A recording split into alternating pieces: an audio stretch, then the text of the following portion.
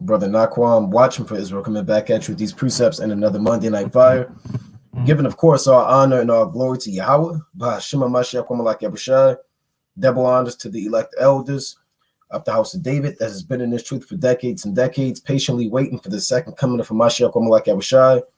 A hearty, mighty shalom to all of the mighty men of the Lord who are out there on the highways and byways, pushing this truth, magnify the ministry, presenting their body as a living sacrifice, and enduring all things for the elect's sake. Shalom, shalom. Shalom to all of the men that may not be out there in the highways and byways as of yet, but they're working on it. They're getting built up in the spirit.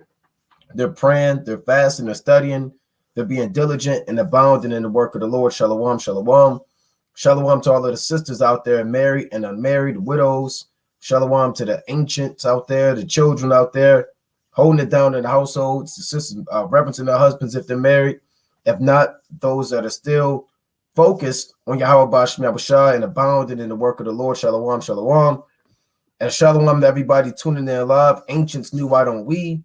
HBK Ent, K-Rock the Don, Brother Believe, your call from Mighty WFI Seattle. Shalom King, Rapid Fire, Maka Allah, Yasha Allah, Tribe of Judah, Sweet Styles, Michael 18227, Luis Fambro, Malak Gedaliah, Michael Williams, Amaziah Hawada, Shalom, Shaya Sha'ala from WFI Rhode Island.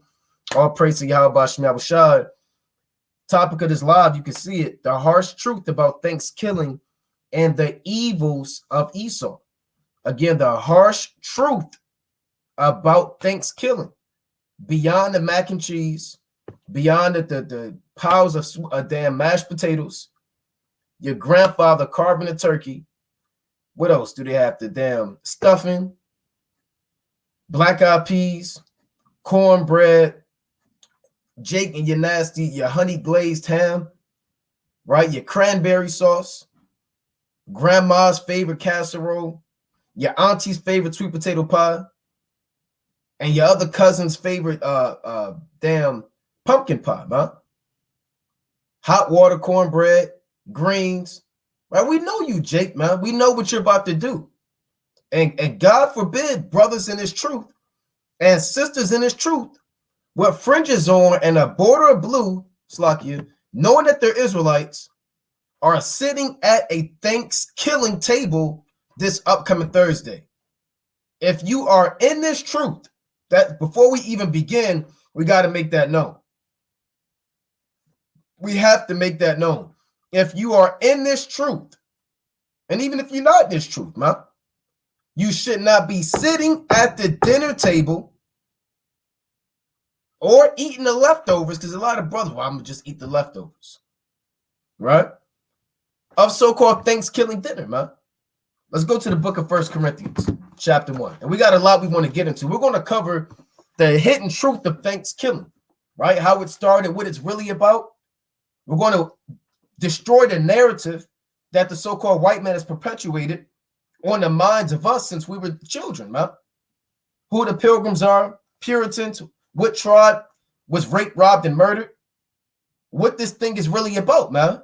So you can go and tell your aunties, Auntie Luann, your grandmother Bertha, your Uncle Willie, right, Leroy, and tell them what this thing is about and what they're really getting themselves into. Now, a lot of people don't know what they're getting themselves into.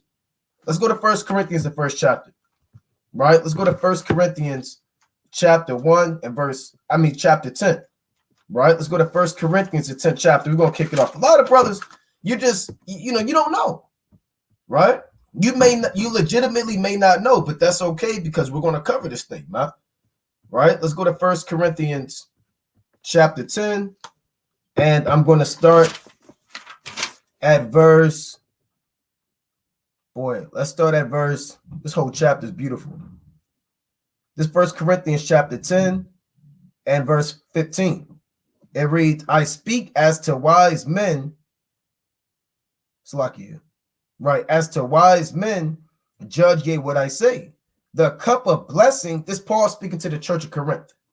Right now, there was a situation when it came to food sacrificed to idols, right? And Paul has to address that because out there in Greece, out there in Corinth, Thessalonica, Philippi, Athens, even in Italy, where Israel was at in Rome, you had a heavy spirit of food sacrificed to idols and dedicated to heathen gods. So that had to be addressed because you had these Israelites coming from a Hellenized state of mind, coming into the truth, trying to determine and live a righteous life, and trying to figure out what is permissible according to the law and what's not permissible, right? And food sacrificed to idols and particular feast was addressed by the Apostle Paul through the spirit and power of Yahweh Bashem Yahushua.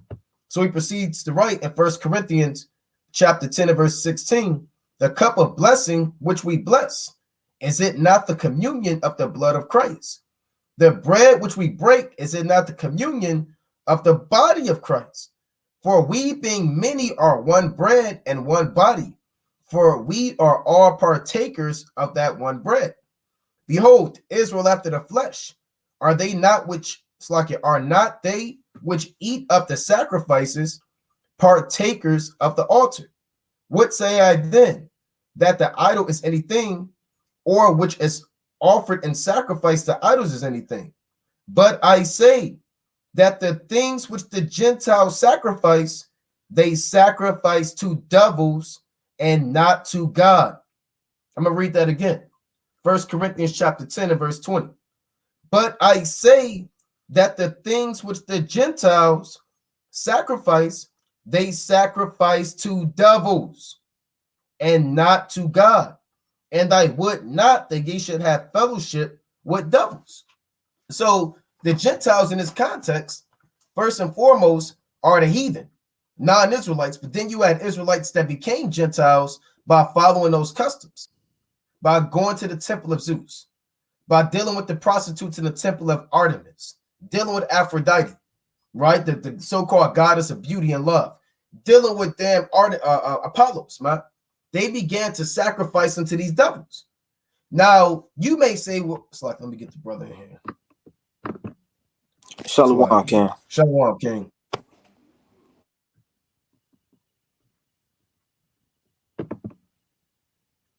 Khan, can you hear me? Khan, I can hear you. Okay, Khan.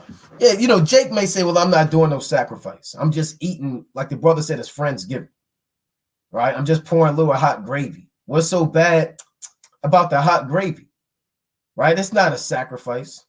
Well, brother, look, right? After today, you should not even want to be close to Thanksgiving. And, you know, your family's going to invite you. They're going to put you in that big group chat with your cousin Junebug and T and Tay-Tay and Pookie. They might throw your nickname in there, you know, and they're saying who's going to bring what to Thanksgiving. They're going to throw you in that group chat, man. Your grandmother's going to bring her famous sweet potato pie. You know, it's going to be leftovers brought over. And then they may say, look, we know you don't celebrate Thanksgiving. Just come over and say hi to the family. Let me read this again in 1 Corinthians chapter 10 and 20. But I say that the things which the Gentiles sacrifice, they sacrifice to devils. So Thanksgiving, what you call Thanksgiving, is a feast dedicated to the spiritual demon Satan. I'm going to repeat that. It is a feast rooted in bloodshed, murder, hypocrisy, violence, plundering, lies, and pillaging from the so-called white man Esau to the children of Israel. Now, if you're a partaker of that meal, you are a partaker of a sacrifice unto the spiritual demon Satan. Right? Let me read the next verse. It's like in verse 21. Ye cannot drink the cup of the Lord and the cup of devils. Right? Ye cannot be partakers of the Lord's table and the table of devils. You can't keep the Feast of Dedication in the 7th month. Right? It's like your Feast of Tabernacles. And then you want to keep the Thanksgiving. That's off.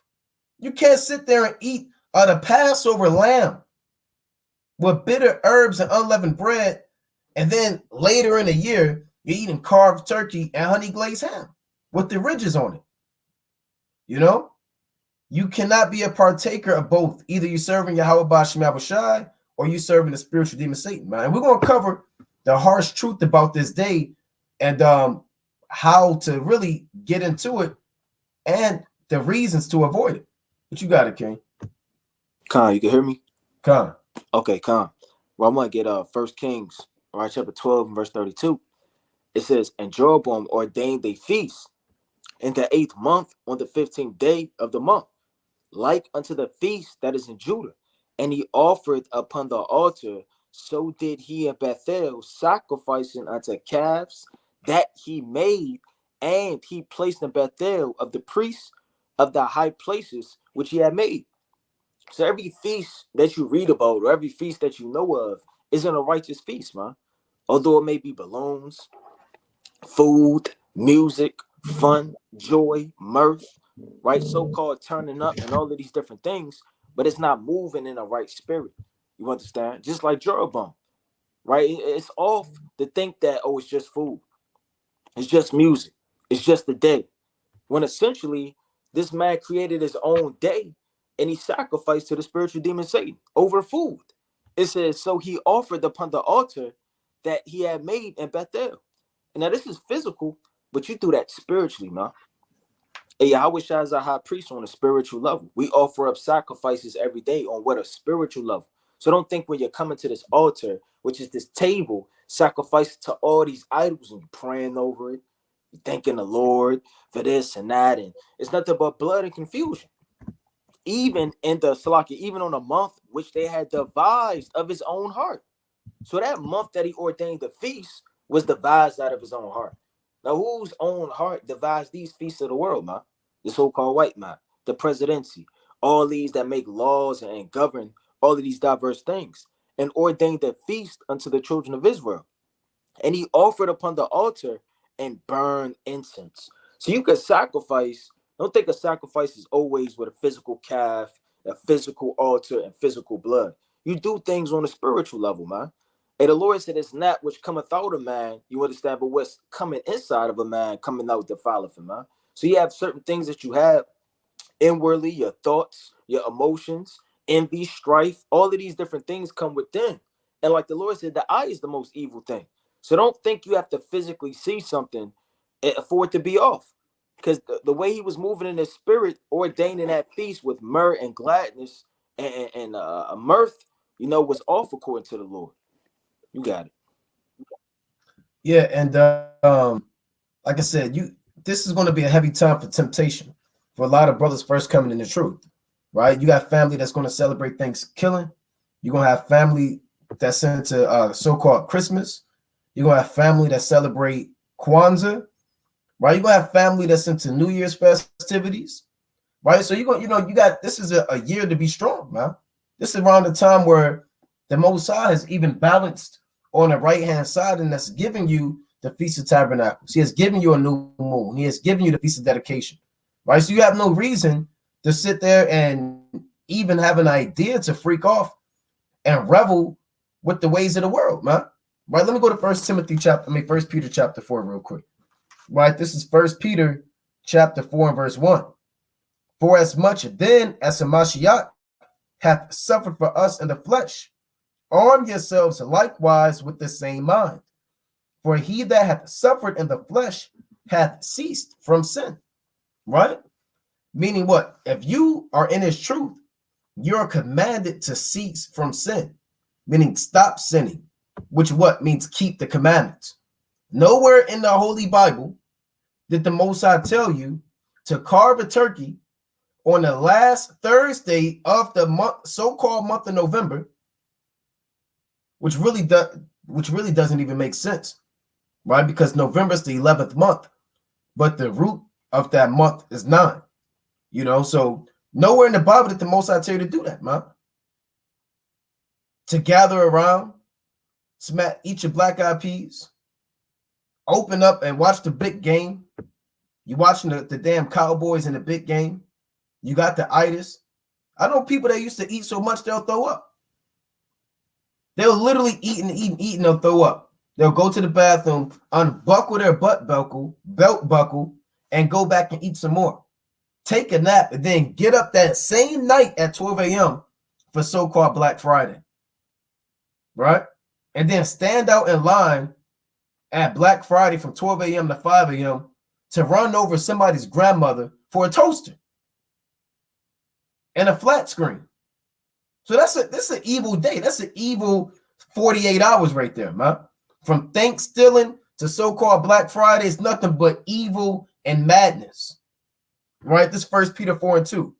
That he no longer shall live the rest of his time in the flesh to the lust of men, but to the will of God. And you can't be living your time in his truth to the lust and the flesh of men, man. Doing what the so-called white man has decreed. Verse 3. For the time past of our life may suffice us to have wrought the will of the Gentiles, when we walked in lasciviousness, lust, excess of wine, reveling, banqueting, and abominable idolatries. So what does that mean? Let's read it again.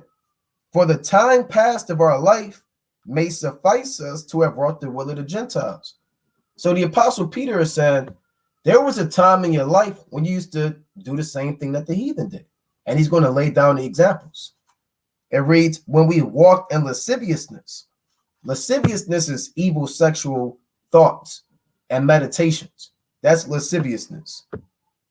Lust. People are lusting after the turkey. They're lusting after the big seat at the table. Right? They're lusting on after the cranberry sauce. People literally fight on Thanksgiving. Families, blood, over food, man. You know, there was one video I saw this Edomite, he flipped over the table, man. Yeah, on his family. Yep, on his family, man. People fight. You know, cousins that hadn't seen each other in a while, they beefing, and your uncle may have got out of damn prison, and you know, he looking, all hell is breaking loose out there, man. You know, reading on. It reads, when we walk in lasciviousness, lust, excess of wine, reveling, banqueting, and abominable idolatries. Because you may say, the simple man, show me where I can't be a partaker of Thanksgiving in the Bible. Show me in the law. That's what Jake is going to say. Then you open up, no, show me in the law, right? Go to Genesis through Deuteronomy. Well, brother, the whole Bible's the law. If you're eating Thanksgiving, that's called banqueting. A banquet is a feast, really dedicated to idolatry. That's what the Apostle Peter is saying. So if you're sitting around and dressing up like a damn turkey and eating the food based off of rape, rob, and murder, then you're a sick individual, man. And your mind is bad. Imagine somebody, one more point, they came and killed your whole family. They broke in your house at 12 a.m. and slew your grandmother and hung up your son by the neck and stabbed your daughter. And then opened up your refrigerator and made a big meal. And then you start eating that meal laughing. You'll be a sick individual, man. You'll be bugged out. And that's what you do every Thursday on Thanksgiving.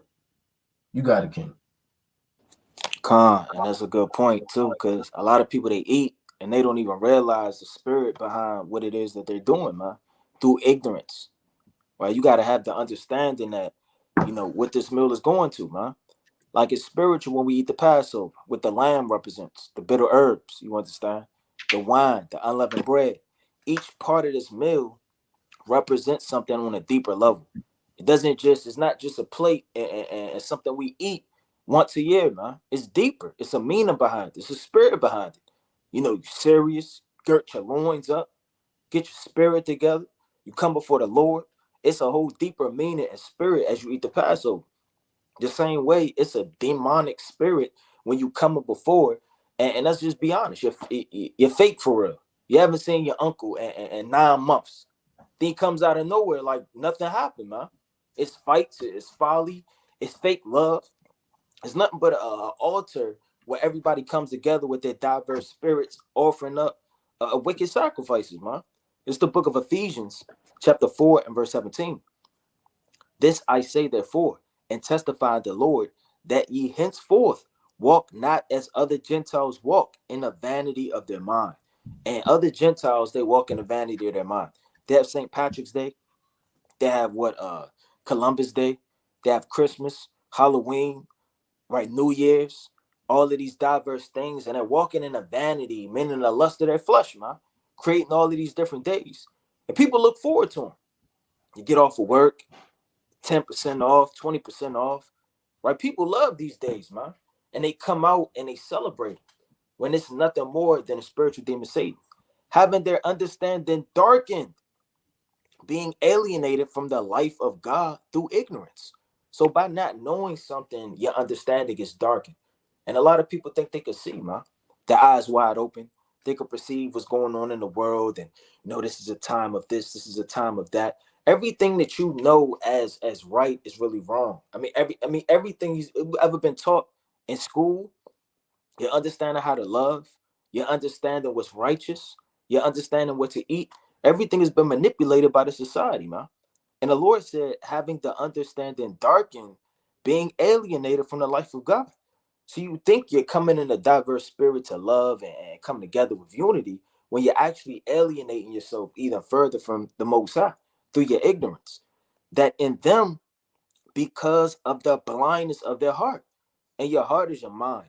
And if your mind is blind, well, brother, you can never see. You can never see what this is truly going into. Why you're celebrating this. This is nothing more but the traditions of men, man. And the Lord talked about that. We're not serving the traditions of men, man. I don't care if every Thursday, the 19th, is hop up and down day, man. I'm not hopping up and down. What's the spirit behind this? Who created this? You have to dive and stop being programmed in a society to march to the beat of the drum. There's nothing more than what Job, Isaiah, and multiple prophets talked about the mirth and the tabret to the music.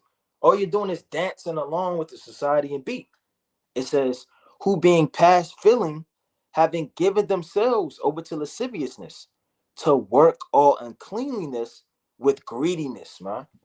So you're greedy, working all of that lasciviousness and lust. You could lust after food, lust after an idea, lust after coming together, and lust after different spirits that are not of the Lord, man. And let me pull this other quick precept. This is the book of Jeremiah, chapter 12 and verse 6. Because this is going to be a lot of people family, on that day. This Jeremiah chapter 12 and verse 6. For even thy brethren and the house of thy father, even they have dealt treacherously with thee. Yet they have called a multitude after thee. Believe them not, though they speak fair words unto thee. So even though your brethren, your household, your family, your uncle, your sister, your brother, they all speaking smooth things to you. Come this way, sit next to me. Haven't seen you in a while. They're gonna play off your emotions, man. And your emotions could be one of the deep, darkest things that sift a lot of people out of this truth. It says, for even thy brethren and of the house of thy father, even they have dealt treacherously. Don't think your family isn't going to deal treacherously because they don't have a knife physically present or a so-called a weapon present, man. Or they're not cussing and using all type of drugs and slang, man. A certain things that moving in darkness and you moving right behind them, and that spirit is darkness and it's evil, man. It says, yeah, they have called a multitude after thee. Believe them not, though they speak fair words unto thee. And the fair words is, I miss you. I haven't seen you in a while. What have you been up to? I can't believe you didn't show up. What's gotten to you lately? And all of these things manipulate the mind of the simple, man. But that's how you have to be strong and understand why and what are you doing this for.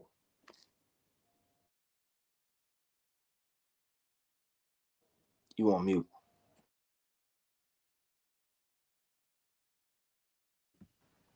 Yeah, like the brother was saying, man, you can't fall for that. You can't fall for the old, oh, you're not responding in the group chat. You hate me. You hate your auntie. Oh, you hate your grandmother. Your grandmother's old. This might be your last Thanksgiving. Oh, it is. Might be your last. I'll just show up. I'm gonna just show up with my own food, but I ain't really gonna eat nothing. Jake, you have 1,000 excuses, man. It do smell good. I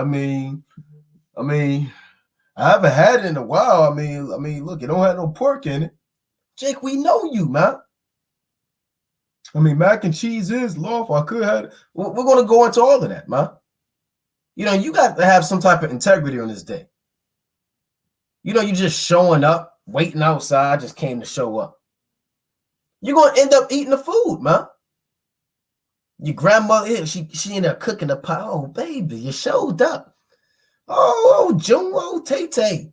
All right, it's calling you Tay Tay, stirring up with the wooden spoon. Here, taste this, baby. All right, this might be your grandmother's last Thanksgiving. Right? You got your fringes on. She said, oh, your shirt looks good. She buttered you up.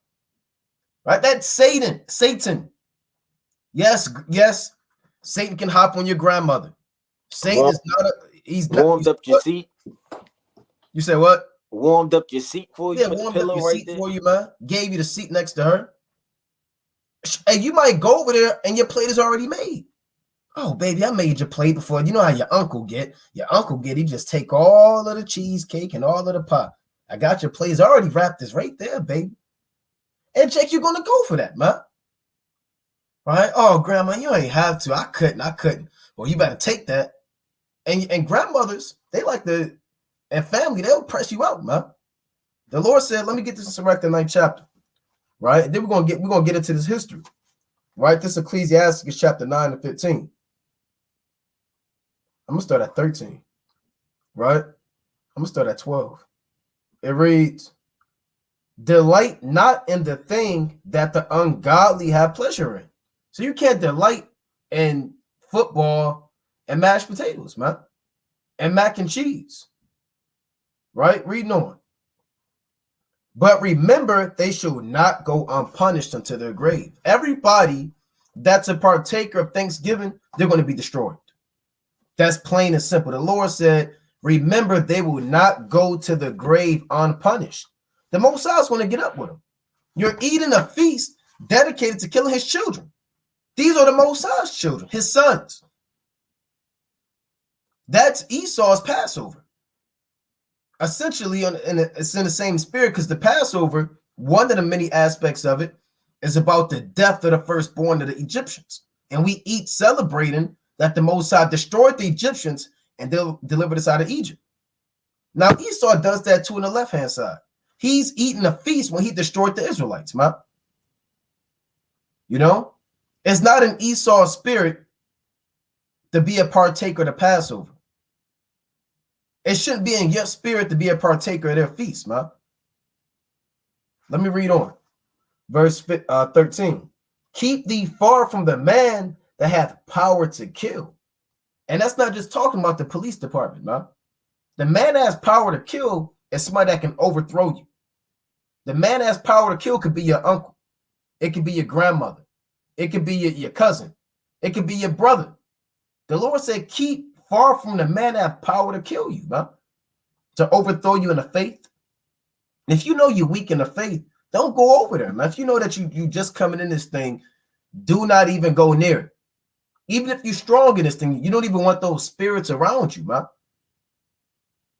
You know, you got, bro, well, I'm gonna just wait and I'm gonna take a plate, but I ain't gonna eat it on Thanksgiving. I'm gonna eat it 12 a.m. midnight the day after.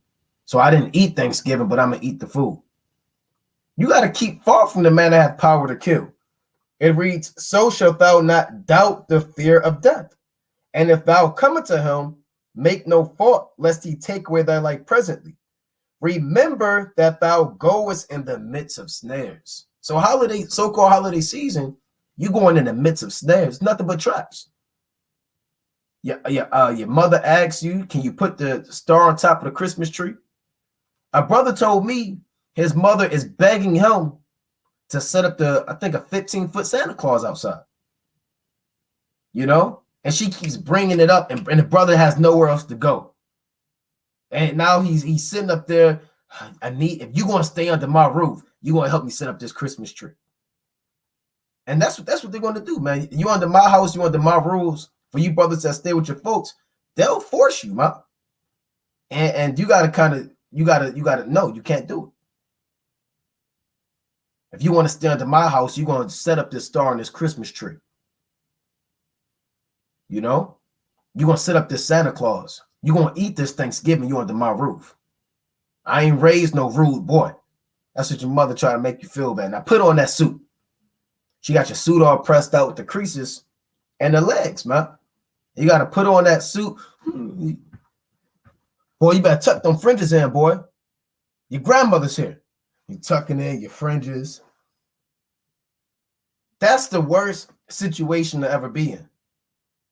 Remember, you walk in the midst of snares, man. You got to get out that group, that massive group chat with all of your cousins and uncles in it. The midst of snares is you walk in the house, man.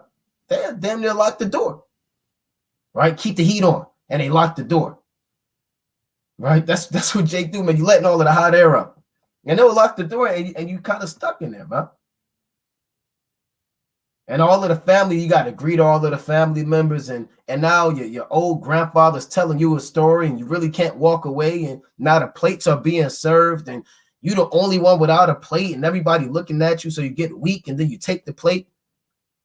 Right now you're going off, man. Do not be around that entire situation. Right, let me read on. It reads, remember that thou goest in the midst of snares, and that thou walkest upon the battlements of the city. This is verse 15. Sirach 9:15. Let thy talk be with the wise, and all thy communication in the law of the Most High. And let just men eat and drink with thee, and let thy glorying be in the fear of the Lord. So the Most High said, let just men eat and drink with you, man. And it just so happens that the new moon falls Wednesday night at sundown until Thursday night at sundown. Right, so I know predominantly in the Jake family, they serving Thanksgiving around what? Anywhere between 3 o'clock to 5 o'clock, man. Maybe 5:30, right? Maybe 6. It's a new moon that day. How ungodly can you be on the Lord's new moon that falls Wednesday night and ends Thursday night? You feasting with the brothers, congregate Wednesday night, Thursday evening, you eating Thanksgiving. I mean, you should be ashamed of yourself, man. But you got it, King. Yeah, that'll be off. That'll be off as hell, man. Right, this is the book of 2 Maccabees, right, chapter 6 and verse 20. It says, as it behooved them to come that are resolute to stand out against such things that are not lawful, for to love of life to be tasted. But they have not, Salaki, but they that have the charge of that wicked feast. For of the old acquaintances they had with a man taken him aside, besought him to bring flesh of his own provision, such as was lawful for him to use, and make it as if he did eat the flesh taken from the sacrifice commanded by the king. So, I mean, you got sacrifices and things commanded by kings given. Hey, but our forefathers didn't eat that, man. They didn't say, well, it was from the king. It is what it is. It's lawful. I can eat it. No, if it's in the spirit of a king, if it's moved in a feast, a wicked day, a sacrifice into an idol or anything, our forefathers didn't eat that thing, man. Hey, when you go to the book of Daniel, Daniel didn't eat the meat, right? This Daniel chapter 1 verse 8. But Daniel proposed in his heart that he would not defile himself with a portion of the king's meat. Right. So, I mean, you got king's meat that they'll give you, and they'll set it on the table. And they'll make it, deck it up and make it look all pretty. You got this, they drizzling it all. They got damn butter and all damn lemon juice, and they popping it around and shaking it, and it's looking all good. They put the little parsley right on the edge of it, and you start to drool, man. And he said it in Proverbs the 23rd chapter. Right. They put a knife to your throat if you be a man given to appetite. That's talking about on a spiritual level with doctrines, philosophies, and all manner of things to befall you and snares and traps. But nevertheless, if you're sitting down at a feast, hey, that thing will overthrow you, man. Don't think the spiritual demon Satan is only going to use a woman to attack you, or drugs, weed and old friends and things like that. He's going to use chief pleasures. Hey, the Lord said that, let me get it real fast. 2 Corinthians 11. Hey, Satan transformed into an angel of light. And that angel of light is going to be your grandmother, man. Right? And she's going to bang the pot and let the whole house know that she's serving in the next 10 minutes, man. Then everybody's rushing to their damn seats. Right? It's the book of 2 Corinthians. Right? Let me get this. 11 and verse number 13. For such are false apostles, deceitful workers, transforming themselves into the apostles of Yahushua. and marvel and no marvel, for Satan himself transformed into an angel of light. So that angel of light could be your grandmother, your wife, your children. Hey, the angel of light, man, it'll transform into your chief desires. When you're hungry, Satan's going to come just like he did to Yahweh, man, right? While he's hungry. And he's going to play on that emotion that you're dealing with. If you battling lust demons, out of nowhere, you may find something on your screen as you scroll. You battling hunger or whatever the case may be. You fasting. You sitting up there, I don't know. People trying to say, I'll pay for your food. Well, come on, I got you. We'll sit right here and invite you over. I mean, it's just going to transform into an angel of light, man. And Satan's going to play on that. So you got to be wise. You can't be sitting there drooling and thinking, well, maybe it's not that bad. Well, 1 Corinthians, the 8th chapter, if I really read it, I don't know if this is talking about that. You start to get damn behooved, and next thing you know, you fall right into the trap. It says, and no marvel, for Satan himself transformed into an angel of light. And that could befall each and every one of us. That's why we have to be wise. Understand what it is that we're doing before we even put ourselves in them traps, man. Hey, the Lord said, let me get this last precept. Hey, the Lord said, let me get Proverbs chapter 1 and verse 10. It says, my son, if sinners entice thee, consent thou not. And they're going to entice you with a whole lot of conversation, a whole lot of missing you, a whole lot of text messages, your phone blowing up, your phone damn blowing up off the hoof. You cut it off, right? You turn around and it cut right back on. You see 14 missed calls, trying to figure out what the hell is going on, man. If sinners entice thee, consent thou not. I mean, you have to be strong-minded. You can't say, well, I don't want to hurt, my mother's feelings. I don't want to hurt, my grandfather's feelings. If they say, come with us, let us wait for blood. Let us lurk privately for the innocent without cause. And that's exactly what happened at the dinner table, man. They're lurking and destroying the innocent. The innocent mind doesn't know what this thing is even all about. Look at the kid right there. He's an innocent mind. He doesn't know his left hand from his right hand. He doesn't know what's going on. But sinners are enticing you. Eat, sit down. This year we're doing a little thing different. We'll have occasion. We're doing occasion thing. We're doing a jerk theme. Now everybody starts their eyebrows raised and never had jerk turkey meat. Right? And you start getting enticed, man. It said, let us swallow them alive. So like up alive as the grave, and hold as those that go down into the pit. Because that's essentially what you're doing, man. You're going down to the pit. You understand, by cleaving unto these sinners that's enticing you. And don't think sinners don't entice you. What happened to Samson, man? He got enticed day by day to it broke him down in his mental. So you can't get broken down by somebody enticing you. Con. And like the brother said, this is what Jake is getting into this so-called Thursday. A lot of brothers going to shave their beard because they don't want their grandmother to say nothing. And grandma and granddad and your grandfather, they're usually the worst ones, man. Make you feel all so-called good. And that's what Jake is getting into, man. He get to carve the turkey. Then you got this right here. Jake, you're into this too, man. This is what a lot of brothers are going to eat, man. Or it's really not. I mean, pork. I mean, you got to think about it. I mean, when Thanksgiving come around, I am of the grace, right? The Lord said, use wisdom, be wise as a serpent. No, that Matthew, let me read Matthew 10:16, because that's what Jake is going to use, man. Right? Brothers are going to use Matthew 10:16 and eat the abominable. Oh, man, it's sickening. Boy, man. Boy, I gotta get off of that one. All right, that'll mess your stomach up, right? This Matthew 10:16. Behold, I send you forth as sheep in the midst of wolves. Be ye therefore wise as serpents and harmless as doves. That is not talking about going to Thanksgiving dinner and just, well, look, I gotta use what I don't want to offend anybody. You're trying to find all these precepts, right? Don't offend the little ones. I'm gonna just, the Lord said, make yourself all to all men. To the Jew, I became a Jew. To the Gentile, that's not what that's talking about. 1 Corinthians, the 9th chapter, 1 Corinthians, the 8th chapter, Matthew 10 and 16, you cannot use those to justify you being a partaker of soul food Thanksgiving, man.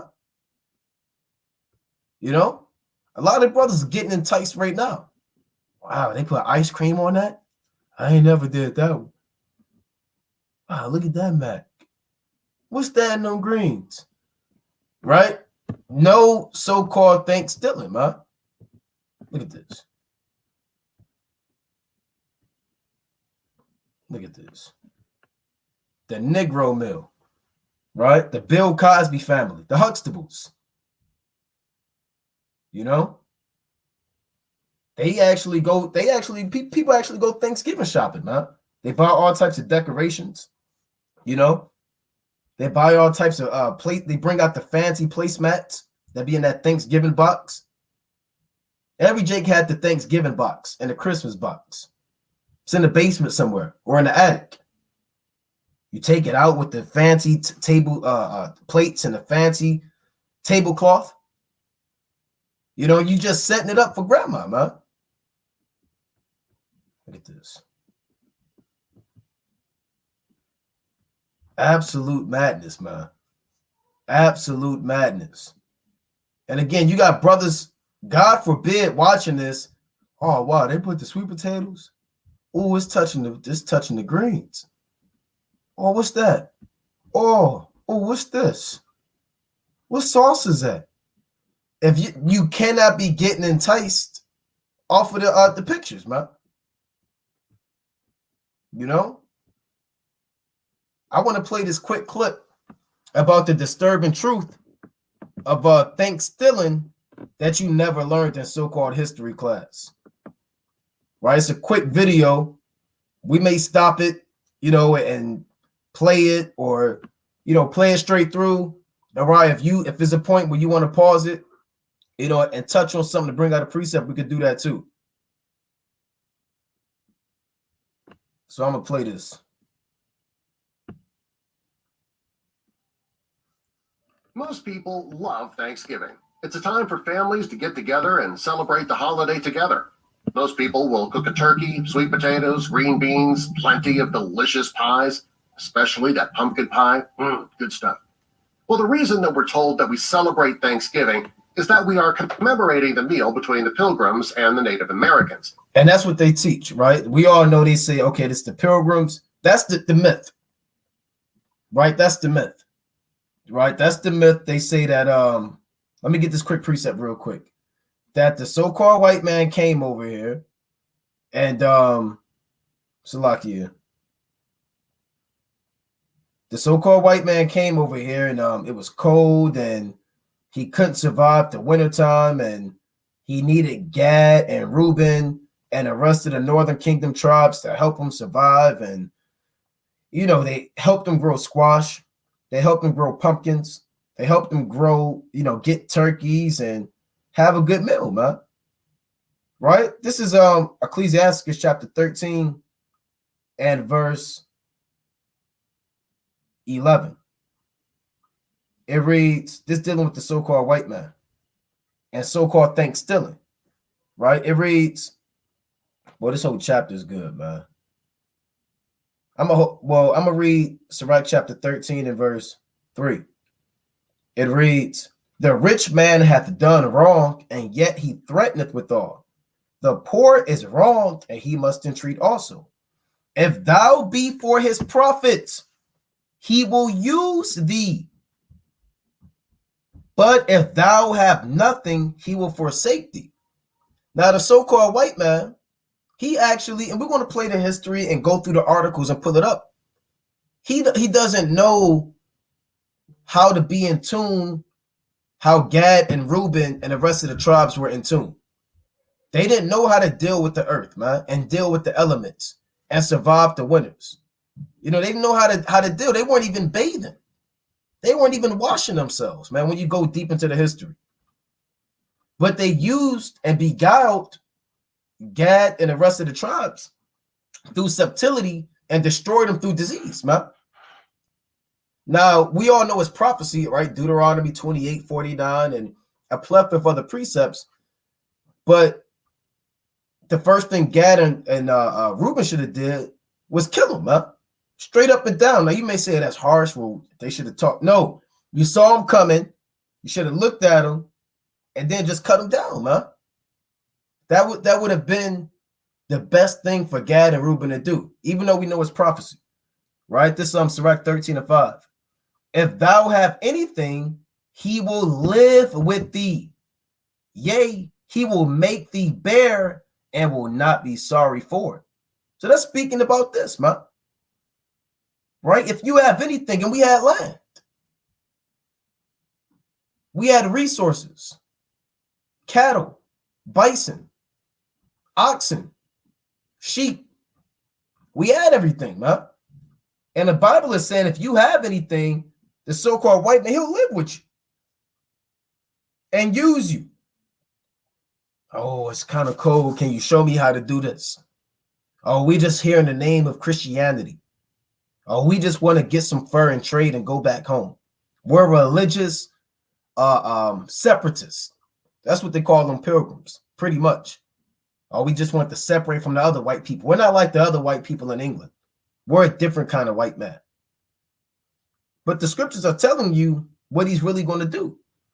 It reads, Sirach 13:6, if he have need of thee, he will deceive thee and smile upon thee and put thee in hope. He will speak thee fair and say, what wantest thou? So he'll try to rock you to sleep with his words, man. And he will shame thee by his meats until he have drawn thee dry twice or thrice. And at the last, he will laugh thee to scorn afterward. When he seeth thee, he will forsake thee and shake his head at thee. Beware that thou be not deceived and brought down in thy jollity. And that's what happened essentially to our fellow northern tribes. They were brought down in their jollity, man. You know, being a little bit amiable with the so-called white man, kind of having conversations with them, you know, doing trade. They were actually doing trade, man, and making the league. But the scripture's telling you that you'll be brought down, right? There's one more in that verse. I'm gonna jump down to verse 11. Affect not to be made equal unto him in talk, and believe not his many words. For with much communication he will tempt thee, and smiling upon thee will get out thy secrets. So they ended up learning really how to use the elements in the earth and survive, man. Where the natural resources were, where the bison were, you know, how to do certain things. But we're going to go into it. And they actually ended up just murdering them, huh? It's a lot that goes beyond it, behind the scenes, but that's pretty much a good foundation. And right, if you got a precept, you know, you can bring it up. I want to bring out this quick precept and touch on what you was just bringing out. And that's what it is, man. When you read First Esdras, the 3rd chapter, they talk about wine. And wine is a philosophy, a doctrine, a way to be sifted out, or how they come to you to bewitch your mind, man. This First Esdras chapter 3, let me get straight to the point in verse 20.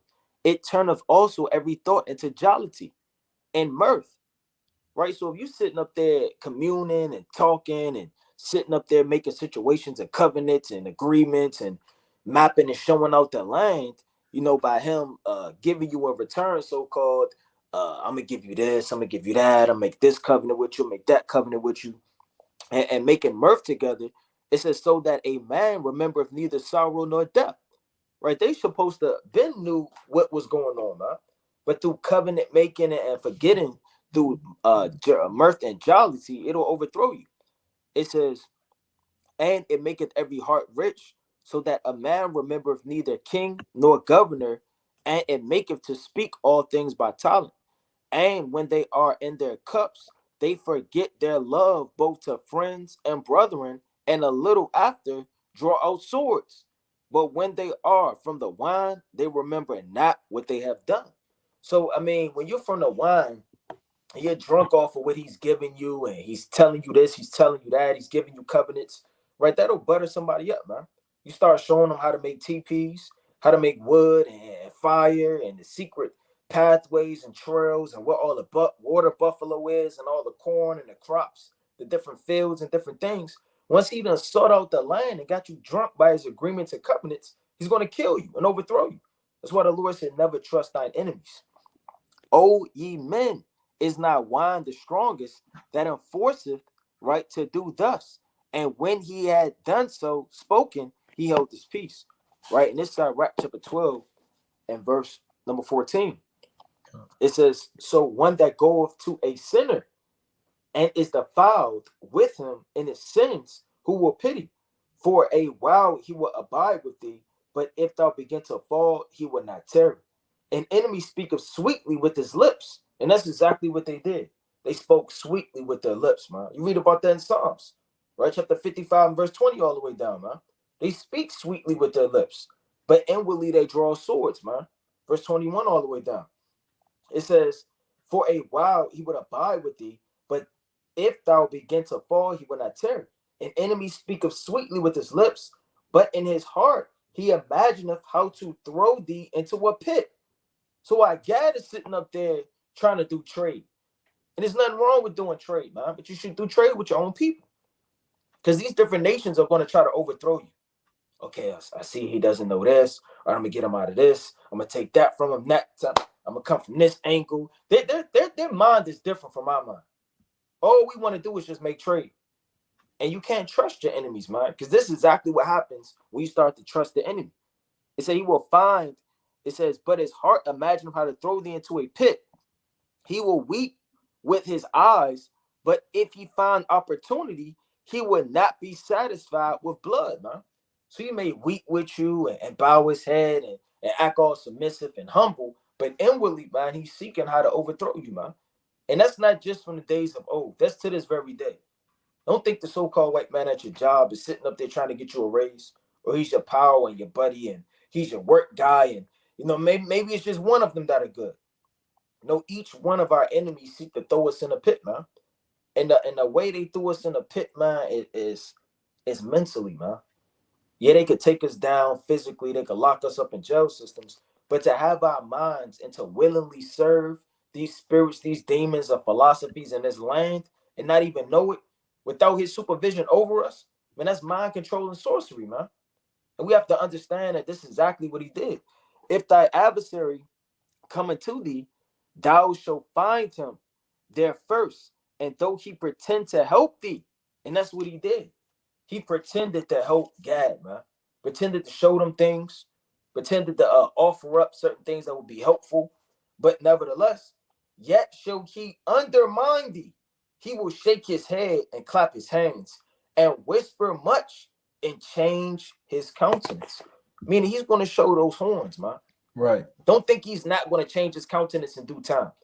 You show somebody, okay, well, this is my house. This is where I keep my safe. You pull in a Hezekiah, man. Soon as they, show them out your whole house and what's going on, you get robbed, man. And that's what happens when you trust in these heathens and your enemy. Come. And we're going to play a little of this and go into it, man, about Jake trusting their enemy. Celebrate Thanksgiving is that we are commemorating the meal between the Pilgrims and the Native Americans. Over the years, the holiday has gone from a celebration of this union to a celebration of watching football with the family and having fun. Every kid in school learns about the first Thanksgiving in class. We've been taught that in 1621, the first Thanksgiving took place. The Pilgrim Fathers gathered together to celebrate the first harvest in the newly settled land of Plymouth Country, which is now known as Massachusetts. The settlers decided to invite the Native Americans to the celebration to thank them for their help. They also wanted to make the Native Americans feel welcome. On the first Thanksgiving, they sat down for turkey, sweet potatoes, and pie. It sounds like a delightful story, right? But unfortunately, it's not all true. There are some disturbing truths about Thanksgiving that you probably did not learn in class. Squanto is a famous Tisquantum, and he had a lot to do with that first Thanksgiving.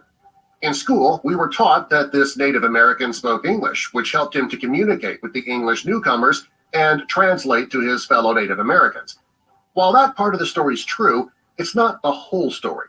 Squanto did not spend his entire life in Plymouth Colony with his friends and family members. He also did not translate during the first Thanksgiving feast out of kindness of his heart.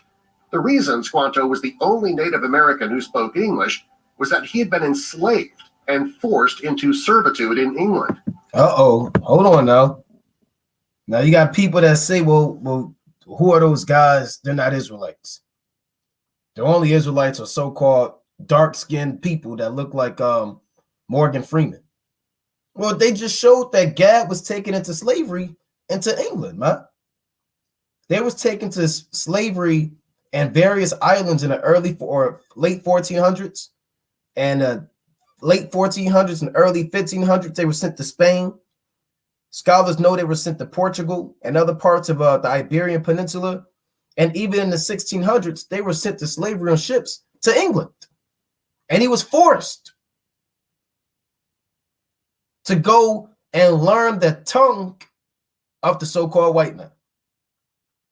So let's play that. And that's real. And Esau's not telling you that. I remember so-called growing up, you got to take your hand and draw the turkey, right? You draw the turkey like that. You may put on the little pilgrim hat. You cut it with the scissors and put a little belt buckle on it. And half the class, so it's the pilgrims, and the other class, they're the turkeys. And you go on stage and all of the parents, they sit around and clap their hands. Hey, this is a horrible deal, man. This is a horrible deal. They enslaved this man and put him on a ship.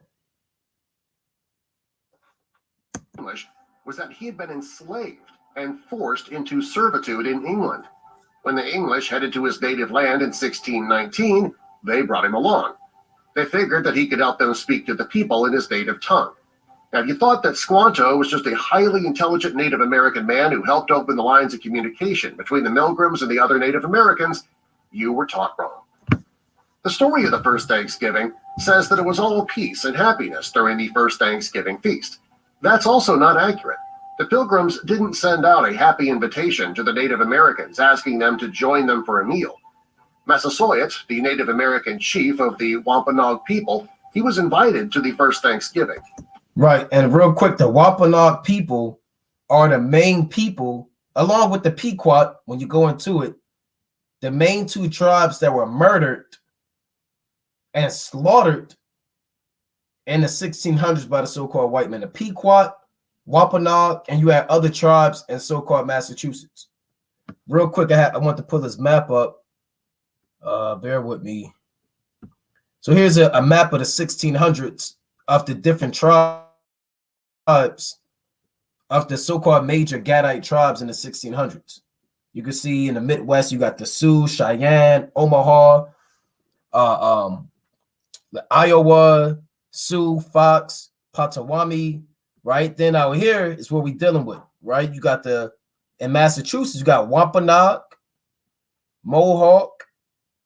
It's kind of hard to see, but you can see it. Seneca, so the Wampanoag on your far right, and you can pull this map up on your own at your own leisure, is the main tribes of Gad that were slaughtered and what the scholars call, or men call now, New England.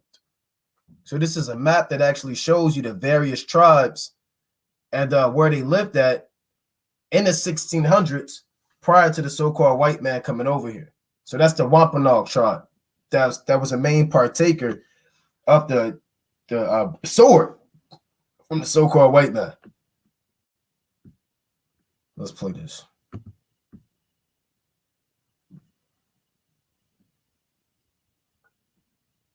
Native American chief of the Wampanoag people, he was invited to the first Thanksgiving. He arrived at the feast with 90 of his men. Because the Native Americans were armed warriors, the Pilgrims decided that they had to do something as a show of force.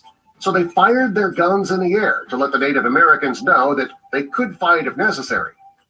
Now, hold on now. I thought they was invited for a feast. And now they firing guns in the air. That's the precept I brought out, man. So we can fight if we have to.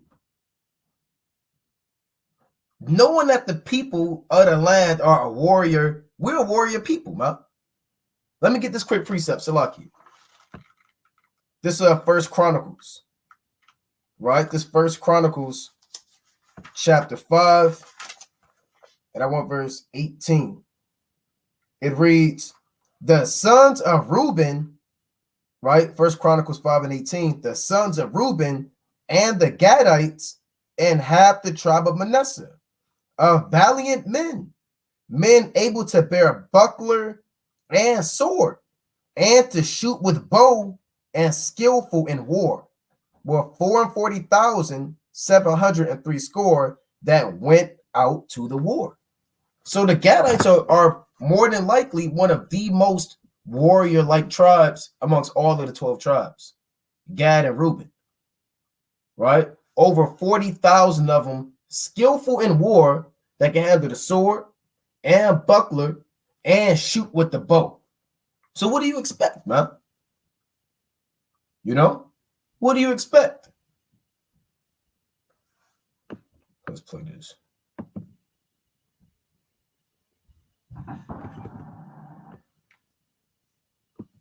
So like, let me go back a little bit. He arrived at the feast with 90 of his men because the Native Americans were on. And of course, you're going to arrive with 90 of your men because you're dealing with the so-called white man. So that was wise. He showed up with 90 men, you know. And Esau being I want to use three other words, which I'm not going to use, but him being a coward, right, and weak of heart, felt intimidated and knew that Gad was stronger and mightier. And that's what Esau does, man. You know? Con, let me bring out this quick precept. Con. And that's in Gad's nature to do that, man. Right. You know, it's the book of First Chronicles, chapter 12 and verse 8. It says, and of the Gadites that separated themselves unto David. And David had a hit squad, man. David didn't roll with no men that did not know how to go to war. It says, unto the hold of the wilderness, men of might and men of war fit to the battle. Meaning it wasn't slouches, overweight, didn't know how to ride a horse. No, these men were in shape, man. Things were different in the ancient world. They threw spears, they got cardio exercise in, right? They were riding horses, chopping down trees and lumber and things like that. So they were fit for the battle. They could handle shield and buckler, whose faces were like the faces of lions, man. And look at his face, man. When you see it, they wore war paint, and they look like a lion. Look at what he got on, man. It looked like a mane. It looked like lions. It looked strong in the spirit. It said, who faces of lions and were as swift as the roads upon the mountains. Meaning they were fast physically as they ran. They threw spears. They had bucklers, shields. And when you watch the movie The Revenant, man, they climbing trees, shooting bows and arrows, man. They had Tama axes. So these men wasn't nothing you want to play with. So Esau already knew what it was, man. That one of Gad could take out, if not 20 of his men. So you had to show up not playing fair with his weaponry, man. You know, because Gad will kill you with his bare hands. Oh, yeah. Gad will take a stick or a stone, man. Hey, Right. David slew him with a slingshot. So, I mean, we don't need much to get busy. So when they perceive the spears and all of that, of course they're going to shoot up through fear. You got it. That's right. That's right. Armed warriors, the Pilgrims decided that they had to do something as a show of force. So they fired their guns in the air to let the Native Americans know that they could fight if necessary. Not exactly the happy start to a dinner that we were taught in elementary school. Putting up a sign of force before dinner doesn't make for the most relaxing of meals. Now, our Thanksgiving menu today is said to be based on what the Pilgrims had and the Native Americans ate on that first Thanksgiving. Unfortunately, that part of the story is not true either. While there were wild turkeys in the area, they were not served during that meal. The Wampanoag people showed up with 5 deer to be cooked. So that means that we shouldn't be eating roasted turkey on Thanksgiving, not if we want it to be a legitimate, authentic Thanksgiving meal. We should be eating venison. Also, sweet potatoes were not grown in the region at that time, so they couldn't have been served during the first meal either. And the settlers did not have flour or butter when they arrived in Plymouth Colony, so no dinner rolls. Without sugar or butter, we also couldn't have had those baked pies that were said to have been served at the first Thanksgiving dinner. No pumpkin pie? I mean, that's just not Thanksgiving anymore, is it? In school, we learned that the first Thanksgiving took place in 1621, so that the Pilgrims could thank the Native Americans for their hospitality and kindness. And it is a beautiful story, but it's not a true story. Many historians believe the first Thanksgiving took place many years later. And they also think the reason for the first meal was to mark the settlers' victory over the Pequot Native Americans. And that's what it was.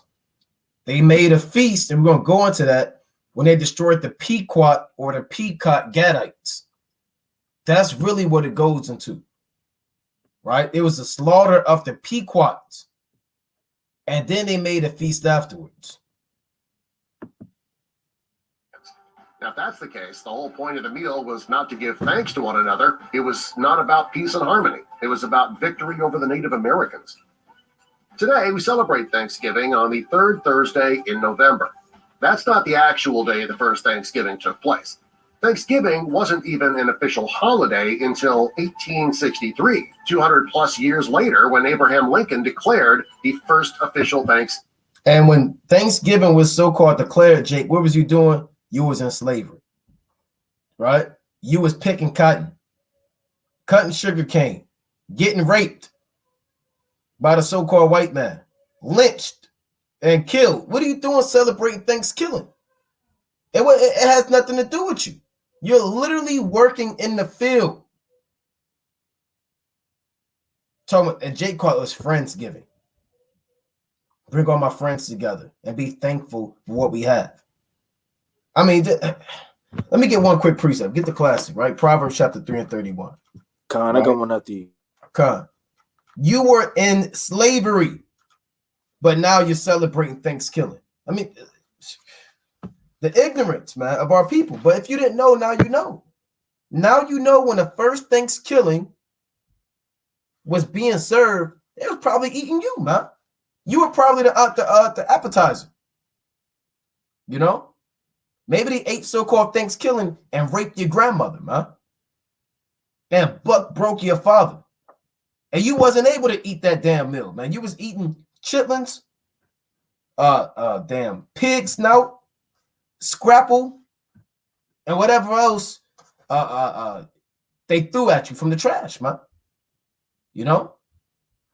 This is a real quick Proverbs chapter 3 and 31.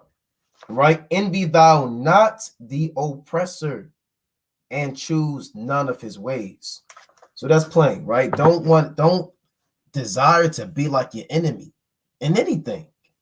Mentality, feast days, raising your children, customs, ceremonial rites, right? Anything, man. And choose none of his ways. You got it, King.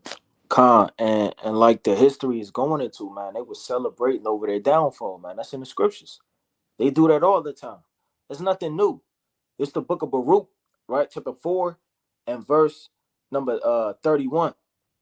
Miserable are they that afflict thee, and rejoice at thy fall. So the Lord said, miserable are those men, right, that afflict you, man. They throw your cities over, they take your food, they rape, rob, and murder and destroy you, man. And the Lord says that rejoice at thy fall. Miserable are the cities which thy children serve. Miserable is she that receiveth thy sons. For as she rejoiced at thy ruin and was glad at thy fall, so she shall be grieved for her own desolation. So you can't be upset when this place goes down, man. And everything of every sin, iniquity, every lie, every covenant, everything that they broke, that they made, that they established, every decree that they put forth, crumbles through, man. Because the Lord said they were essentially laughing at us when the cities went down, when all of the fields got sieved and robbed, and every damn TP got burned. Our people got put in captivity. This is not just talking about the Babylonian captivity, man. Right. Because this happened in every single slavery. This happened in the Silk Road. This happened under the so-called white man slavery, the East Indian slavery, right? The Chinese slavery. This happened in the Native American Indians. And they rejoice constantly at our downfall. So the Lord says, I'm going to read that again. It says, miserable are the cities which thy children serve. Miserable is she that received thy sons. For as she rejoiced at thy ruin and was glad of thy fall, What do you do when you glad? You turn up, you Right. dance, you play music, right? You drink, right? You start having a damn day, man. You start throwing confetti, and that's exactly what goes on. You have a damn feast, and they sitting up there glad at our fall. So shall she be grieved for her own desolation. So when they start weeping and crying and trying to join force and have to this thing to keep afloat, and the Lord said that's exact punishment that's going to happen to you, man. And the Lord said he liketh his judgment as a ring, and it's going to go around, and we're going to be the ones rejoicing. Read about that in the book of Revelation, the 15th chapter. We're going to be singing the song of Moses, rejoicing over the downfall of Babylon the Great. God. That's right. Thanksgiving Day. That's It's right. believed that he chose this day to celebrate the Unionist Civil War victories. So how does that have anything to do with the first meal shared by the Native Americans and the Pilgrims, supposedly in 1621? Well, unfortunately, nobody really knows the truth of that first Thanksgiving. The one thing we do know is that we know the truth, and we're gonna pull it up. Right? They covered a little bit on it, but they kind of shortchanged it. Now that video, that's a disturbing truth about Thanksgiving or Thanksgiving that you never learned in history class. Now I'm gonna pull this other thing up. Right? Bear with us. Right, you got it real quick. I'm gonna pull this up. Baba Kashah. Khan. It's the book of Baruch, right? Chapter 4 and verse 15. It say, for he had brought a nation upon them from far, a shameless nation, and of a strange language. Because like the brother just pulled up, they had to beat our forefather, and they had to beat Gad into speaking English. Because we didn't know English, man. Wasn't like Gad was just walking around speaking this wicked language, man, that we're accustomed to the society have been taught from our youth up. So this is a strange language, who neither reverence old man nor pity child. Because they put the children in slavery, they beat the old men up, they wanted to go to war with the warriors. These have carried away the dear beloved children of the widow, and left them that was alone desolate without daughters. So the Lord said, we got put in captivity and we got put in slavery. So don't think that this day is a day of mirth and gladness and fun, man. You have to know the history of it. The Lord says, surely oppression maketh a wise man mad.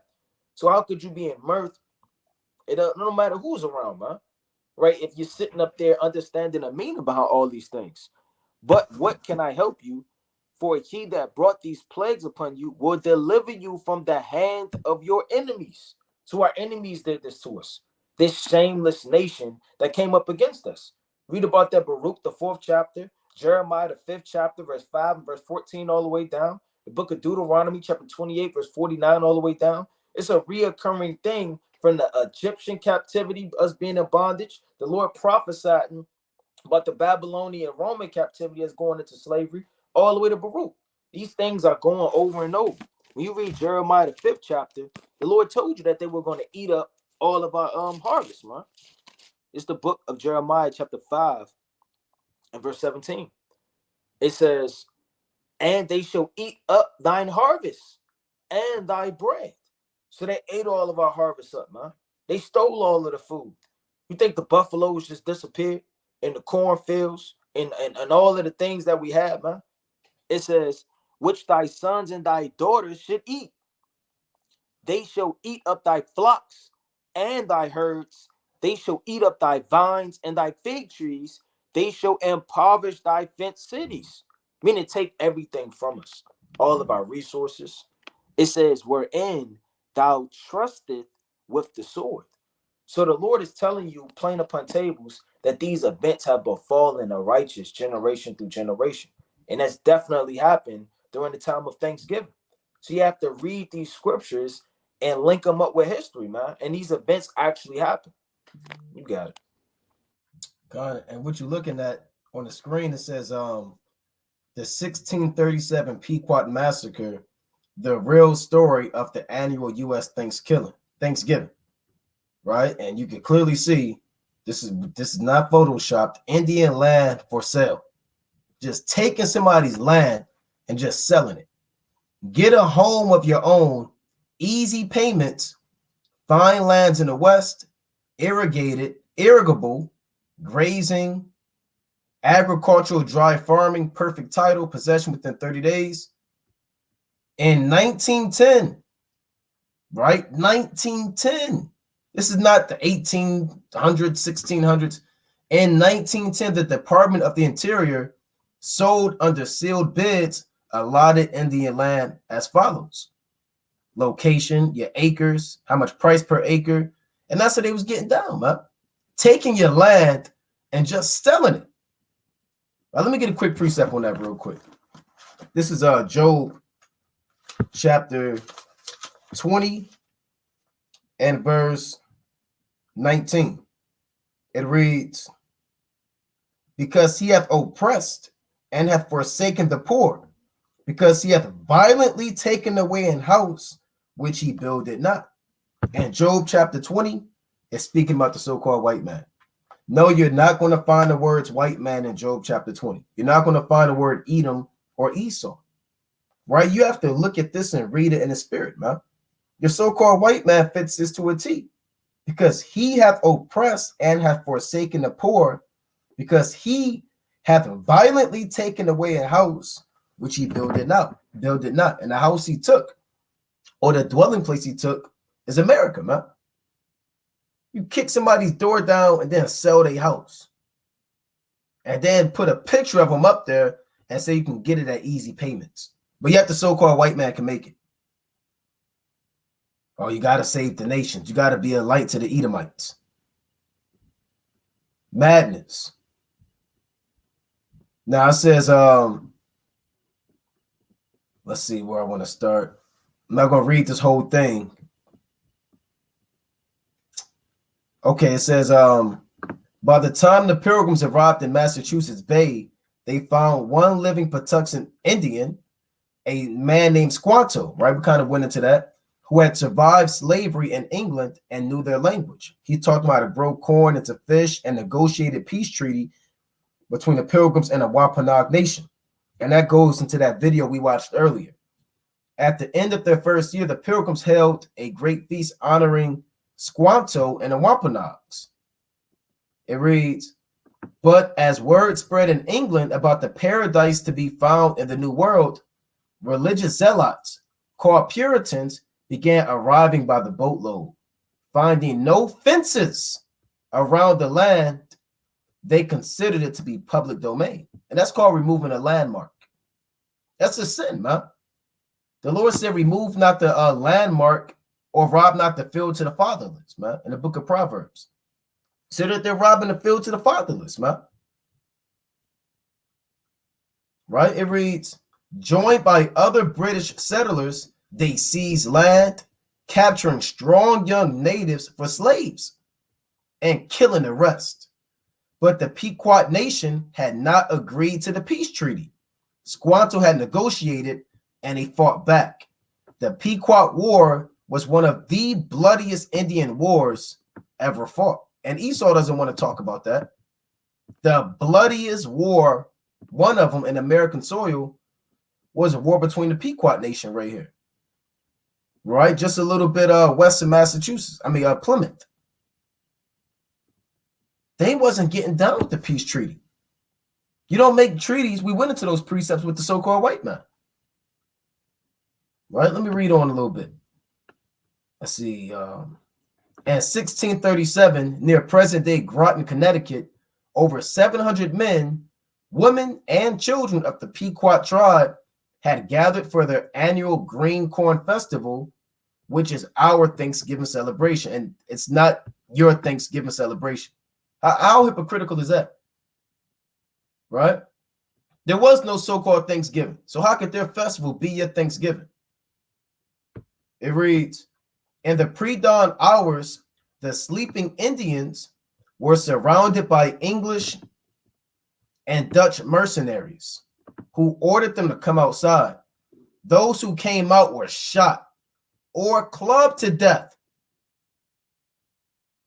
while the terrified women and children who huddled inside the longhouse were burned alive. The next day, the governor of Massachusetts Bay Colony declared a day of thanksgiving because 700 unarmed men, women, and children had been murdered. And that's what happened, man.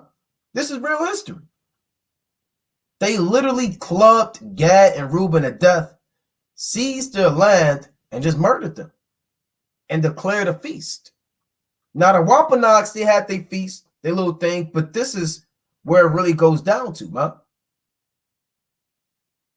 Right? Let me read on. It reads, cheered by their victory, the brave colonists and their Indian allies attacked village after village. Women and children over 14 were sold into slavery, while the rest were murdered. Boats loaded with many as 500 slaves regularly left the ports of New England. So they was look, captive after captive. They bringing in this 1637, 1640. So around 1619, a great bulk of Southern Kingdom was brought over here. Around that same time, Northern Kingdom, they getting shipped out. A lot of them getting shipped out, man, and shipped to other islands. So when we talk about the slave trade around the 1600s, you would be remiss to mention to not mention Gad and Reuben, right? It says boats loaded with as many as 500 slaves regularly, maybe every day, maybe every other hour. It doesn't really say, but they left the ports of New England. Bounties were paid for Indian scalps to encourage as many deaths as possible. So they were paying people, maybe $5 if you can get a scalp. If you come back with a Gadite scalp, then you get paid. But yet, Jake, you're going to sit around and eat this meal with a clear conscience, as if nothing. And brothers with fringes on, it's really not that bad. Those the curses. Deuteronomy 28. If that's your mentality, the Most High is going to destroy you, man. That's just the curses. Get over it. Food is food. It's not sacrifice. I mean, it's not. It's 1 Corinthians 8. And you should be mad hearing this, man. Right? Oh, go ahead, King. Kyle, I was about to bring out this quick precept. Hey, Job talked about this, man. This is the book of Job, chapter 24, and verse 2. Some remove their landmarks, they violently take away flocks and feed thereof. So they removed all of our landmarks, man, that the brother was going into. They drive away the asses of the fatherless. They take the widow's ox for a pledge. And they'll take our animals, our cattle, our women, and they'll sell them, man. It says they turn the needy out of the way. The poor of the earth hide themselves together. So they're sitting up there trying to figure out a way not to be taken down. Didn't we just read the woman hurdled up with the children and they got burned alive, man? They're trying to hide. It says, behold, as wild asses in the desert, go they forth into their work, rising bedtimes for a prey. The wilderness yielded food for them and for their children. They reap every one his corn in the field. It says they reap every one his corn in the field, and they gather the vintage of the wicked. So all that they do is gather up cattle, money, food, resources, gold, silver, land, children, women, men, and they gather up the vintage of the wicked, man. They caused the naked to lodge without clothing, and it was cold out there. Hey, November isn't a hot season, man. You don't have a short sleeve shirt on, man. And to take everything from us, and the ones that may have escaped and got away, they're sitting up there cold, man, having nothing.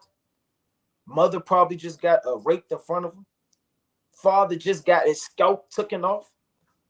It said they beat them upside the head with a club, man. That's not a quick way to die. That's a painful death. It says they cause the naked to lodge without clothing, that they have no covering in the cold. They are wet with the showers of the mountains and embrace the rock for one of shelter. They pluck the fatherless from the breast and take a pledge for the poor. They cause him to go naked without clothing, and they take away the sheaf from the hungry. And that's the so-called white man, man. And that's what you find out when you go into the history. You look at the history and all of the murder and atrocities that happen and open up your Bible, you're going to read the same exact thing. But the Most High is going to put it eloquently in a parable. He's going to put it in a dark similitude. He may put it in a mystery. But through the spirit and power of Yahweh Shem Yahushua, you're going to uncover these things, man.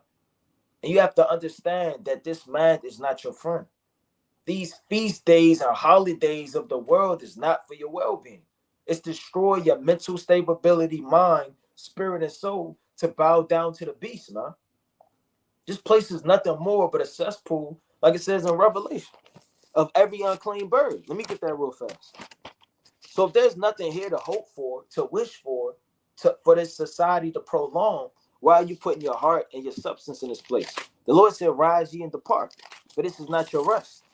It's the book of Revelation, chapter 8, and verse right number 2. And he cried mightily with a strong voice, saying, Babylon the great is fallen, and it's become the habitation of devils. So things that you think are high-minded, fun, and relaxation, and Hollywood, and vacations is nothing more than an illusion, a mirage. You're sitting up here thinking that one thing is one way when it actually means something totally different. As if you were to play music and rewind it, man. And it's a dark, wicked message behind what it is that you thought you were listening to. It says, and the hold of every foul spirit and a cage of every unclean, hateful bird. And they hate you, man. They hate your bloodline. They hate who you are. And they want to destroy you every way possible. Don't think the so-called white man just want to destroy you physically with a whip to your back. He wants to destroy your lineage, your seed line, your education, your understanding. Everywhere you look in Babylon the Great and throughout the four corners is nothing more than a beast controlling your mind. And we got to come out of this place, man, and stop letting his philosophy and his witchcraft and sorcery to continue to lay hold on us. We have to break these chains and come back to the Most High. And the Most High put it in such a way where he's already warned you through the prophets, through the knowledge, through the spirit on the earth. You have no occasion for sin, man. You got to come back to the Lord in the last days. It says, for all nations have drunk of the wine of the wrath of her fornication. There's nowhere you can go that they're not keeping Thanksgiving. They're keeping it in other countries, man. Right. Forsaking their understanding and their upraisings and what they got going on. Bowing down to the understanding of unity. It says, and the kings of the earth have committed fornication with her, and the merchants of the earth are waxed rich through the abundance of her delicacies. How much money do you think Thanksgiving is making, man? I mean, we looked up through the spirit last time how much it was. I believe $1 billion business on Halloween, man. When we looked Right. up, Like almost 10 billion. Almost $10 billion of revenues of all type of candies, movies, media, social medias, and all of these different things, bringing in all of this revenue.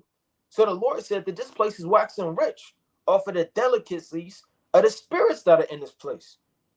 So don't think that this isn't another business and another way of streams of revenue along with sorcery to destroy you. You put your money in it, you putting your time in it, you putting your spirit in it, and you think it's all for the well-being of family. You got it. God, and I want to get this one quick precept to show how, I mean, that's the exact same spirit they were in during the time of Maccabees, right? This is it's just a reoccurring theme that the so-called white man does. He speaks peaceably and then destroys, right? First Maccabees chapter 1 and 29. And after 2 years fully expired, the king sent his chief collector of tribute unto the cities of Judah, who came into Jerusalem with a great multitude, and spake peaceable words unto them, but all was deceit. So the Most High said that the so-called white man was doing that during the time of the Greeks and Antiochus Epiphanes IV. They came with a great multitude spake peaceable words, but all was deceit. It reads, for when they had given him credence, he fell suddenly upon the city and smote it very sore, and destroyed much people of Israel. And when he had taken the spoils of the city, he set it on fire, and pulled down the houses and the walls thereof on every side. But the women and children took they captive and possessed the cattle. Same thing right here, man. The women and children were taken captive, and he took over the cattle. That's what he did with the bison. That's what he did with the oxen and all of the livestock that were on this side of the world, man. That's Esau. Same spirit. The Lord said in Ecclesiastes 3:15, that which hath been is now, and that which is to be hath already been, and the Most High requireth that which is past. So those same spirits are going to come back on the earth all over and all over again, man. Women and children over 14 were sold into slavery, while the rest were murdered. 500 slaves on ships left regularly New England. That could be Rhode Island, Massachusetts, Vermont, New Hampshire, Maine, Connecticut, just out, right? Bounties were made for Indian scalps to encourage as many deaths as possible. Here's the last point. Following an especially successful raid against the Pequot and what is now Stamford, Connecticut. So any Edomite that lives in Stamford, Connecticut, I mean, you got a lot of blood that you're walking on. The churches announced a second day of Thanksgiving to celebrate victory over the heathen savages. During the feasting, the hacked off heads of natives were kicked through the streets like soccer balls. Even the friendly Wampanoag did not escape the madness. Their chief was beheaded. See what happens when you dealing with the so-called white man? Right? You want to be friendly with Esau? Their chief was beheaded and his head impaled on a pole in Plymouth, Massachusetts, where it remained on display for 24 years. That's some hatred right there. 24 years. Right? Look at this. This is what happened. Shot him, set him on fire, and threw a feast. Like I said, we're not going to read this whole article, but you can check it out on your own, man. Right? Let me read this last part. Yeah, this picture says attack on a Pequot fort in 1637. The killings became more and more frenzied, with days of Thanksgiving feasts being held after each successful massacre. George Washington, and a nickname for George Washington was the Village Destroyer. That's one of his nicknames. George Washington, the Village Destroyer. He finally suggested that only one day of Thanksgiving per year be set aside instead of celebrating each and every massacre. Later, Abraham Lincoln decreed Thanksgiving Day to be a legal national holiday during the Civil War. On the same day, he ordered troops to march against the starving Sioux in Minnesota. So the same day they declared Thanksgiving, they killed more Gadites. The exact same day they made it a federal holiday, they said, look, we can't make it a federal holiday without killing some more Israelites, man. You know? So this is what's going on, man. Jake, when you're eating your so-called Thanksgiving and you're a partaker of this food, this is what you're getting down with. And here's the picture right here. Attack on a Pequot fort on fire. Raping and robbing and murdering. What else we have? Salaki. And I believe they just took a statue down of the general who fought in the Pequot Wars. They just took his, I believe they're making a petition to take it down now, or they already took it down. I got to find that out. But the man who led those wars against the Pequot, he had a statue up there for God knows how long, man. You know? So this is another article. Like I said, all of these articles you can check out on your own. We may post them in the comment board. You know, you can look it up, right? But it really goes into the Pequot nation being utterly destroyed. And Gad calls this a national day of mourning. A national day of mourning. You know, but you know, we usually fast on that day through the spirit, but it just so happens that it falls on a new moon.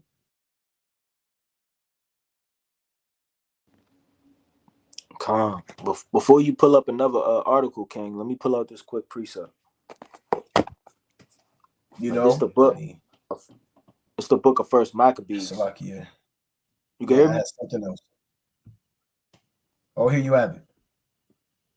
Wait, Salakia. All right, you got it real quick. I gotta find this. Okay, Khan. Can you hear me? Can you hear me? Exact one. Can you hear me? Let's see. Can you hear me? Bear with me. You might be on mute, King. Okay, Khan. I don't know. I probably can't hear. Salakia, you got it. Maybe my sound tripping.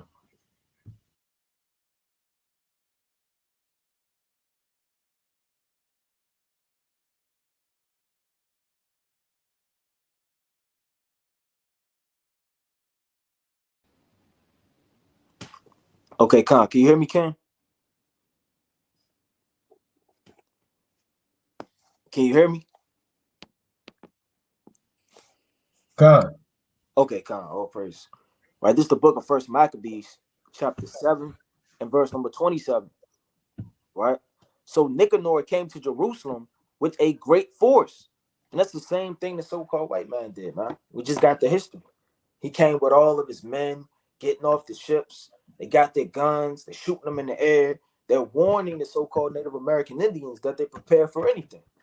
It says with a great force, and sent unto Judas and his brethren deceitfully with friendly words, saying, let there be no battle between me and you. And I'm pretty sure that's what happened. Yeah, there's no going to be no battle. You know, the two so-called chiefs, one of the so-called Native American Indians, the other so-called white man, it probably came up. They discussed, but their minds, you understand, were against one another, man. And no matter how much you try to have a peace treaty, a covenant, an agreement, you know, a conversation, or coming together to counsel about a matter, it just won't ever work out, man. It's oil and water. It's two different spirits. It's the righteous and the wicked, man. No matter, and the Lord said, can two walk together unless they be agreed? And you can't walk together with the so-called white man. He's contrary to righteousness and the laws, statutes, and commandments. So how can you enter into judgment or make any proper decision with this man? It says, let there be no battle between me and you. I will come with a few men that I may see you in peace. Right? But nevertheless, it says, he came therefore to Judas, and they saluted one another peaceably. Howbeit the enemies were prepared to take away Judas by violence. And they were prepared to go to war. How do you know that? Because they had their guns. They had their weapons. They had things on standby. And they made it known by multiple shots in the air that this thing could go down. So their mentality coming into this thing was already war. It was already bloodshed, man.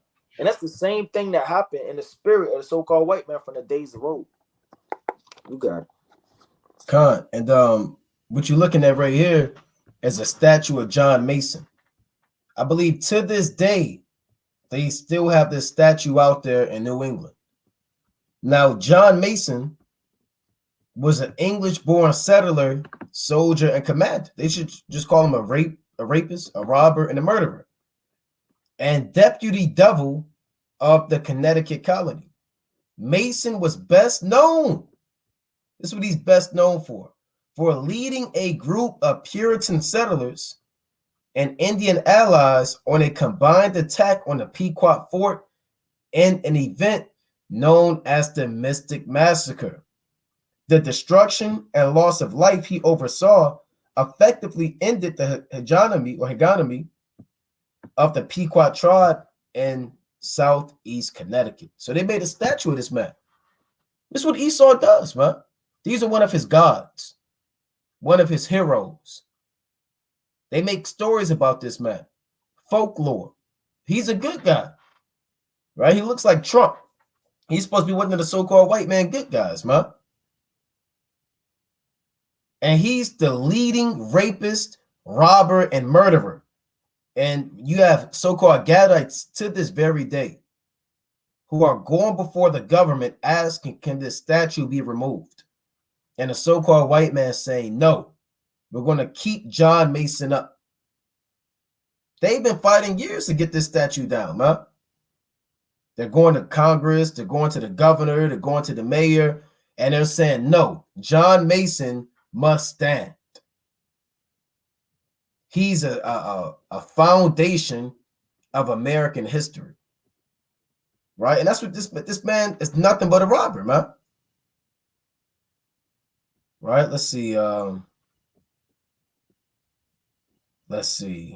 We kind of read all this earlier. The Pequots greatly outnumbered the colonists, but had inferior weapons and tactics. The colonists also used the guidance and support of numerous Indian allies. And you did have other sellouts who were tributaries to the Pequots, especially Mohegan and the Uncas, who formed a unique and lasting bond with Mason and also Wequash Cook. This brief and decisive war with the Mystic Massacre in particular forever changed the complexion of American society. The Battle of Mystic Fork was featured in a History Channel 10 Days That Changed America. And it's essential to scholarly arguments regarding genocide studies and the colonial era. Following his victory, Mason was promoted to major and received numerous land grants as a reward for his service. Mason's Island at the mouth of Mystic River remained in his family for over 250 years. So this is his actions lead to genocide studies in the colonial era, and he got rewarded for that, man. Esau got rewarded for killing the nation of Israel, man, and enslaving them. Let me get this quick precept, right? Let me get a quick precept, right? This is the book of Joel, chapter 3, and I'm going to read verse 19, right?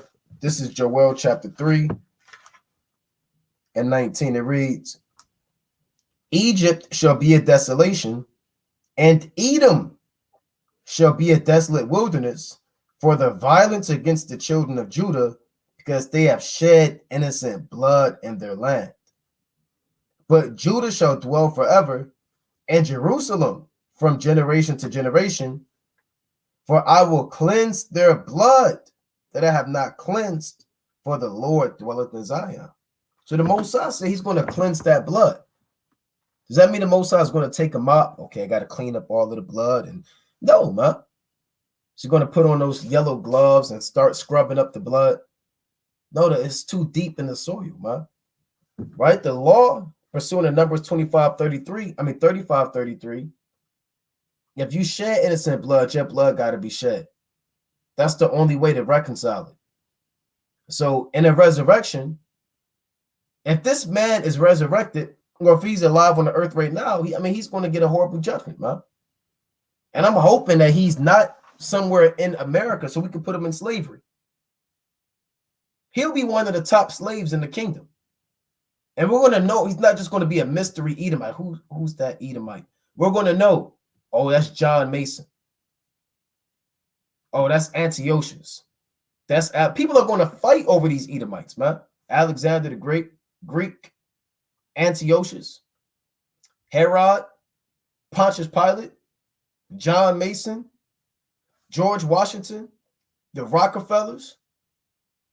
These are some of the top Edomite slaves, man. And John Mason is definitely top 10. You know, but you got it, King. Yeah, as you were saying that, I was thinking Nicanor, Esau himself. Yep. You got It's Nicanor. I was thinking Esau himself too. Yep. so many, man. Yeah. And the Lord said, ask of me, and I shall give thee the heathen for thine inheritance in the Right. uttermost parts of the earth. It's the book of Psalms, chapter 62, and verse 10. It says, trust not in oppression. So you can't trust in this place, man, and oppression. Stop trusting in this society, man. Come out of it. The Lord said, don't trust in oppression and become not vain in robbery. And don't be a fool, man. He's robbing everything from you, taking your spirit, your mind, and you're sitting up there bowing down to it. It says, if riches increase, set not your heart upon them. God have spoken once, twice. Have I heard this? That power belongeth unto Yahweh. So don't trust in oppression, man. This thing can overthrow you by trusting in oppression. Oppression is being overthrown. We have oppression that we deal with daily as a people. So to trust in it and willingly go into it is complete madness, man. Right? Let me get this quick precept in Jeremiah. Right? It's the book of Jeremiah, chapter 7 and verse 4. Well, I'm gonna start at 8. I'm gonna just jump straight to the point. Jeremiah 7 and 8. Behold, ye trust in lying words that cannot profit. So the Lord said a lot of people trust in lying words that are not going to profit them. This place is not going to profit you by the words that they're telling you, man. No matter if it's coming from grandma, cousin Gwen, and Auntie Ann, and all of these different people that's in your family. Will ye steal, murder, commit adultery, and swear falsely, and burn incenses to Baal, and walk after other gods whom ye know not? And the Lord asks him a question. Because if you trust in lying words, then you'll steal, you'll murder, you'll commit adultery. And all of that isn't going to happen. And you just think, I'm not going to commit adultery. No, by trusting in lying words, you put yourself in the situations to do these things, man. Nobody wakes up and says, you know what, I'm going to commit a murder today.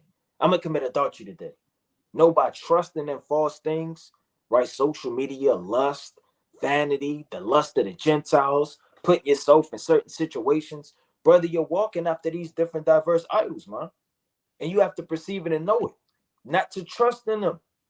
It says, will ye steal, murder, and commit adultery, and swear falsely, and burn incense to Baal, and walk after other gods, whom ye know not, and come and stand before me in this house? I mean, how you going to do two things, man? How you going to serve the Most High and then serve the Thanksgiving table? How you going to serve your grandmother and her wishes and her feelings and emotions and your grandfather and then serve the Most High on the Sabbath day? You can't serve two masters. You got to pick one, man. Hey, choose ye this day whom you will serve. Whether it be the gods on the other side of Jordan. Hey, you got, as for me and my house, man, you got to serve the Lord. You got to make your mind up with a firm agreement, no matter what's going on around you, to pick the righteous side. And come and stand before me in this house, which is called by my name, and say, we are delivered to do all these abominations. This is the house which is called by my name, become a den of robbers in your eyes. Behold, even I have seen it, saith the Lord. So the Lord saying, man, you can't make my house a den of robbers. You can't come worship me, come to my altar with bloody hands. Hands that are defiled with mischief, lies, idolatry, all manner of sorcery, man. And think the Most High doesn't see you. Well, let me get this quick precept in Job. And the Lord sees everything, man. And what's even scarier is the Most High, he knows your mind. So even if you don't act on certain things, he could perceive through the spirit what you do and how you think and what your thoughts are, man.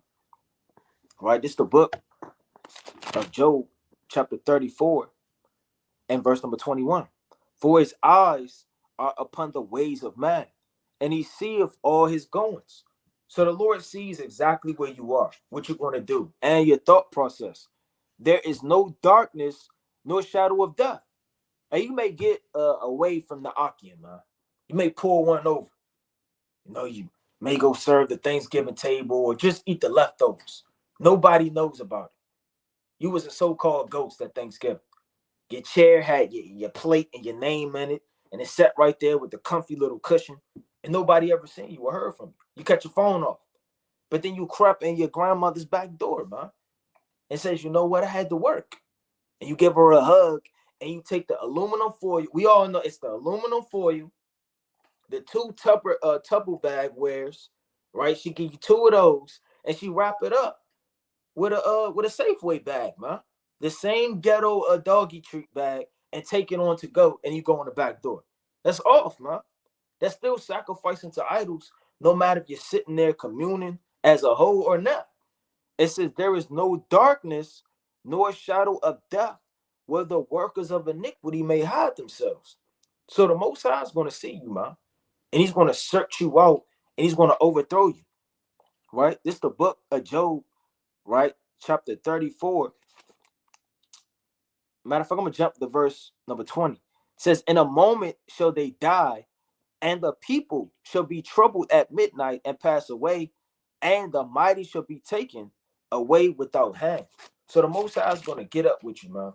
So if you continue to move in the spirit and think the Most High isn't seeing what you're doing, he's going to overthrow you, man, because the heart is deceitful above all things and desperately wicked, man. Who can know it? Right, let me get this quick precept. In book of Job, chapter 27. It's the book of Job, chapter 27, and verse number 4. I'm going to start at 3. It says, all the while my breath is in me, and my spirit of God is in my nostrils, my lips shall not speak wickedness, nor my tongue utter deceit. God forbid that I should justify you till I die. I will not remove mine integrity from me. And that's being honest. You have to have some integrity in this truth. Whether somebody's watching you or not, you have to understand what is required of man as a servant of the Lord and do so. You got it. God. And this day, is going to test a lot of brothers, man. A lot, especially you brothers that just came into this truth, and even brothers that's been in this thing, man. Thanksgiving is going to put you on trial, man. And dealing with integrity is going to tell you, hey, look, I know nobody's watching me, but Yahweh Shemabashah is around, man. The Lord said the eyes of the Lord in Sirach 23 and 19 are 10,000 times brighter than the sun, beholding all the ways of men and considering the most secret parts, man. So the Most High is watching you, man, on this day. Are you sad this day? Are you mourning? Right? Are you thinking about the Gadites, the Reubenites that were slaughtered? Although it falls on the new moon, what type of spirit are you going to be in, man? Are you going to eat the leftovers? You're going to go and heat up and take your to-go plate and get your Tupperware and start just piling up the leftovers and taking them home? The Most High is watching you, man. So I want to read this real quick. I'm not going to read this whole thing, but this is, again, another article, The True Dark History of Thanksgiving. Right? Now, this says, the formation of Thanksgiving is an official holiday, United States holiday, did not begin until 1863 during the Civil War. Right? Remember, Israel, you were a slave during this time. A slave. President Abraham Lincoln officially established the holiday as a way to improve relations between northern and southern states, as well as the U.S. tribal nations. Just a year prior, a mass execution took place of Dakota tribal members. Corrupt federal agents, now that sounds familiar, right? Corrupt federal agents kept the Dakota Sioux from receiving food and provisions. Finally, at the brink of death from starvation, members of the tribe fought back, resulting in the Dakota War of 1862. In the end, President Lincoln ordered 38 Dakota men to die from hanging, and he felt that Thanksgiving offered an opportunity to bridge the hard feelings. See, that's what the so-called white man calls it. He says it's just hard feelings. You hung 38 men, sons of God. It's just hard feelings. Let's make a feast and kind of just bridge the gap. Right? This is Esau for you, man. It reads, offered an opportunity to bridge the hard feelings amongst natives and the federal government. Now I'm gonna jump down. Right, I'm gonna get something on here. So this is dealing with the disease that they brought over here. Prior to the European arrival, American indigenous did not experience illness attributed to livestock overcrowding or poor hygiene. Residents of Northern Europe and England rarely bathed. This is Esau, man. They rarely bathed, believing it unhealthy, and rarely removed all of their clothes at one time, believing it immodest. So they brought diseases over here, man. They rarely bathe. It was a rare thing for them to bathe. Even now, the so-called white scientists are saying it's unhealthy to take a shower every day. You're supposed to take what? I think they say now 2 showers a week. That's what Esau said, man. So not only did they kill with the sword, but they came over here with plagues and disease. Let me get a quick precept real quick. They came with plague and disease. Right? This is the book of Micah. Right? Let's get the classic. This is Micah chapter 2. And I want verse 1 real quick. Quick precept. Right? Micah chapter 2 and verse 1. Woe unto them that devise iniquity and work evil upon their beds. When morning is light, they practice it because it is in the power of their hand.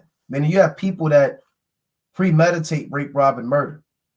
They dwell for years and years and years plotting and conniving to come up with a plan to overthrow you. Verse 2. And they covet fields and take them by violence, and houses and take them away. So they oppress a man and his house, even a man and his heritage. And that's plain, right? So they oppress you and take away your house and your heritage, whether it's by the sword or by disease, right? Or by, they brought the bubonic plague, varicella, influenza, tuberculosis, hay fever, red fever, scarlet fever. They brought everything over here, man. Let me read on. The Pilgrims smelled bad to the Indians. Squanto tried without success to teach them to bathe. Right? According to Feeney Ziner, his biographer. And we believe that. They say without success. But yet the so-called white man, he's the top man on the earth.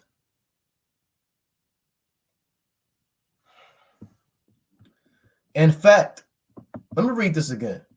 The Pilgrims smelled bad to the Indians, right? The wet dog, trash, outside. That's what we say. They smell like you outside. You smell like a dog, a beast.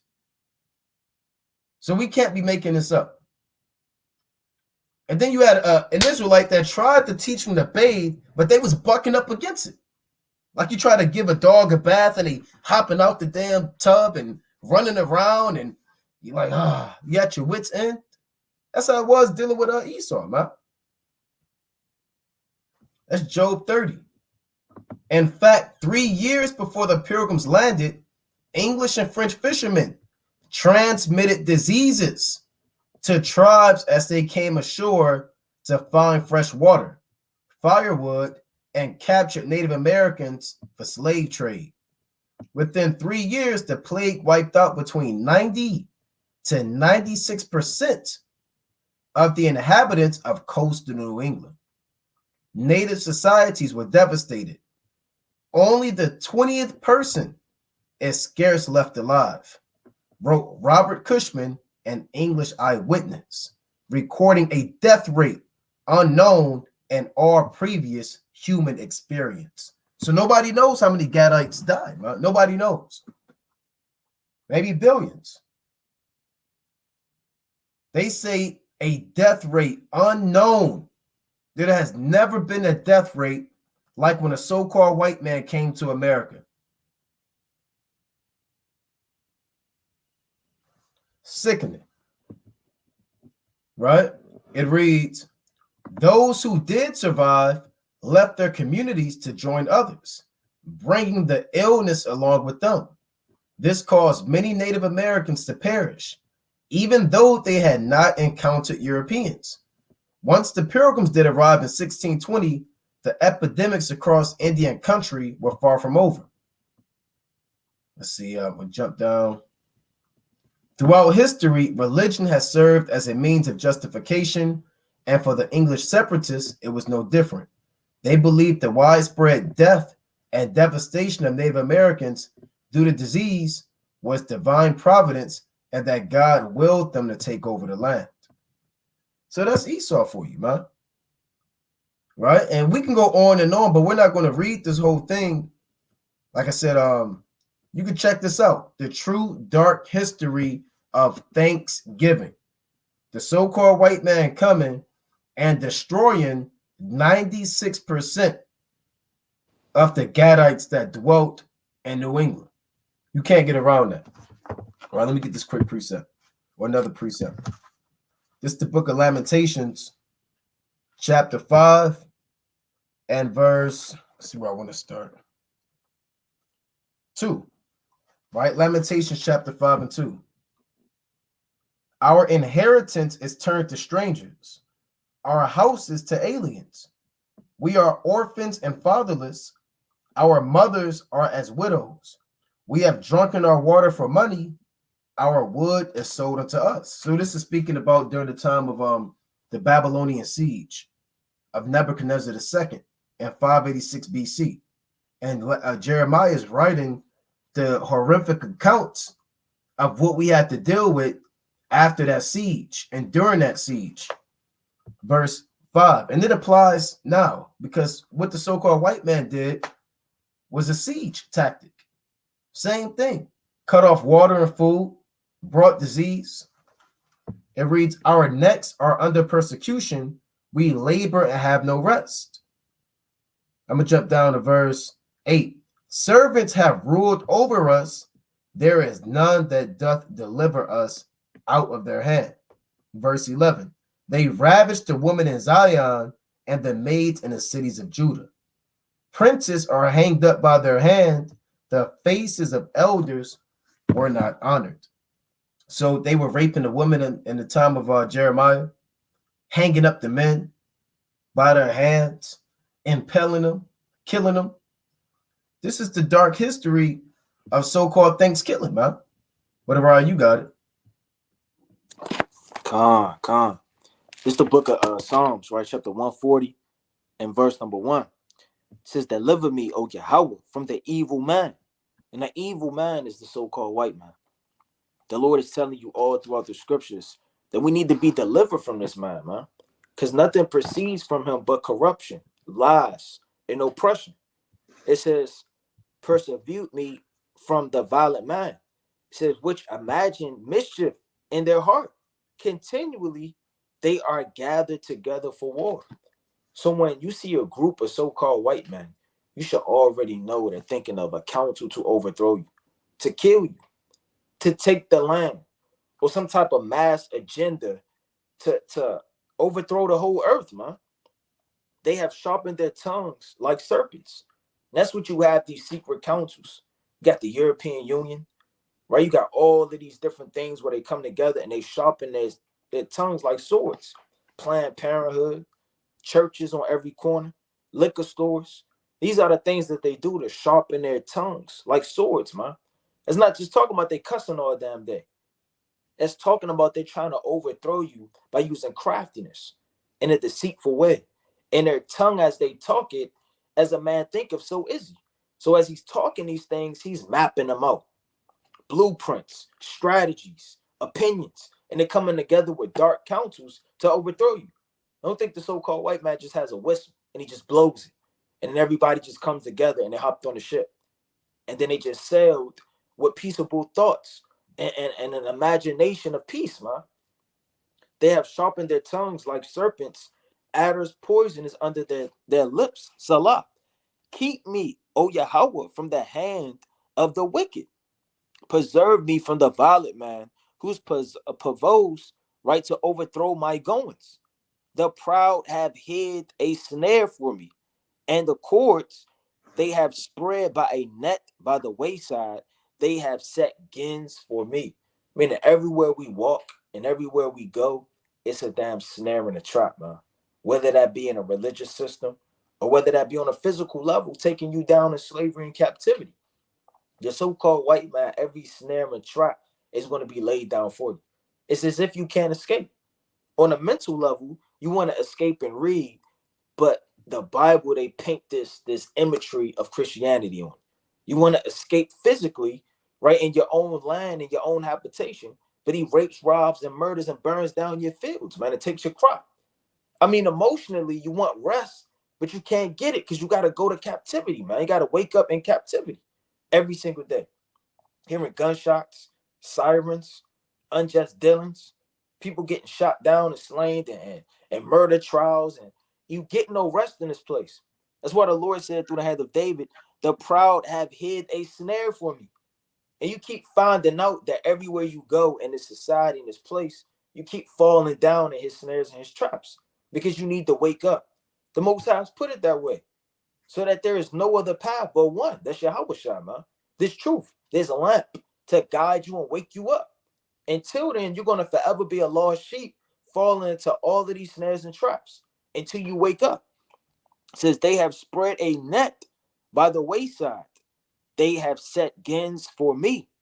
I said unto the God, so like the Lord, thou art my God. Hear my voice of my supplication, O Yahweh. O God, the Lord, the strength of my salvation, thou hast covered my head in the day of battle. So, I mean, all throughout the scriptures, you see that this man has continued to overthrow us. Now, when finally we wake up, we come back to the knowledge of truth, we start to read, fast, and repent, we gain the knowledge, man, not to fall in these snares and traps anymore, man. Those days are over. Lord willing, none of the people watching this live will ever eat and that sacrifice the foul meat with that understanding of love again, man. They're going to hold the feast days in righteousness, the new moon, the Passover, the feast of dedication. And they're going to continue to walk upright and not fall in darkness anymore, man. And the Lord said, though I walk through the valley of the shadow of death, I shall fear no evil. For thy rod and thy staff, they comfort me. So the Lord's going to gather and guide you in this dark world. There's nothing but snares and traps. This place is a desert filled with all type of creatures to overthrow you. And with a pleasant vine and plant and grape on a fig tree, man, and a vine tree. So we have to understand this thing. Let me get this last precept, jumping down to verse number 11. Let not an evil speaker be established in the earth. Who's the main evil speaker in the earth that speaks nothing but unity, peace, love, coming together, and sitting up here with all of these different programs? That's nothing more than a government. That's nothing more than the philosophies that they give you, man. It says, let not an evil speaker be established in the earth. Evil shall hunt the violent man to overthrow him. I know that the Lord will maintain the cause of the afflicted and the right of the poor. Surely the righteous shall give thanks unto thy name, and the upright shall dwell in thy presence. So when you read Psalms 140 and various other precepts in Psalms, man, you understand how the Lord is talking about the so-called white man, how he whets his tongue like a sword. You read about that in Psalms chapter 64, Psalms chapter 83, Psalms chapter 140. You got it, Cam. God. And I want to show this real quick. This is the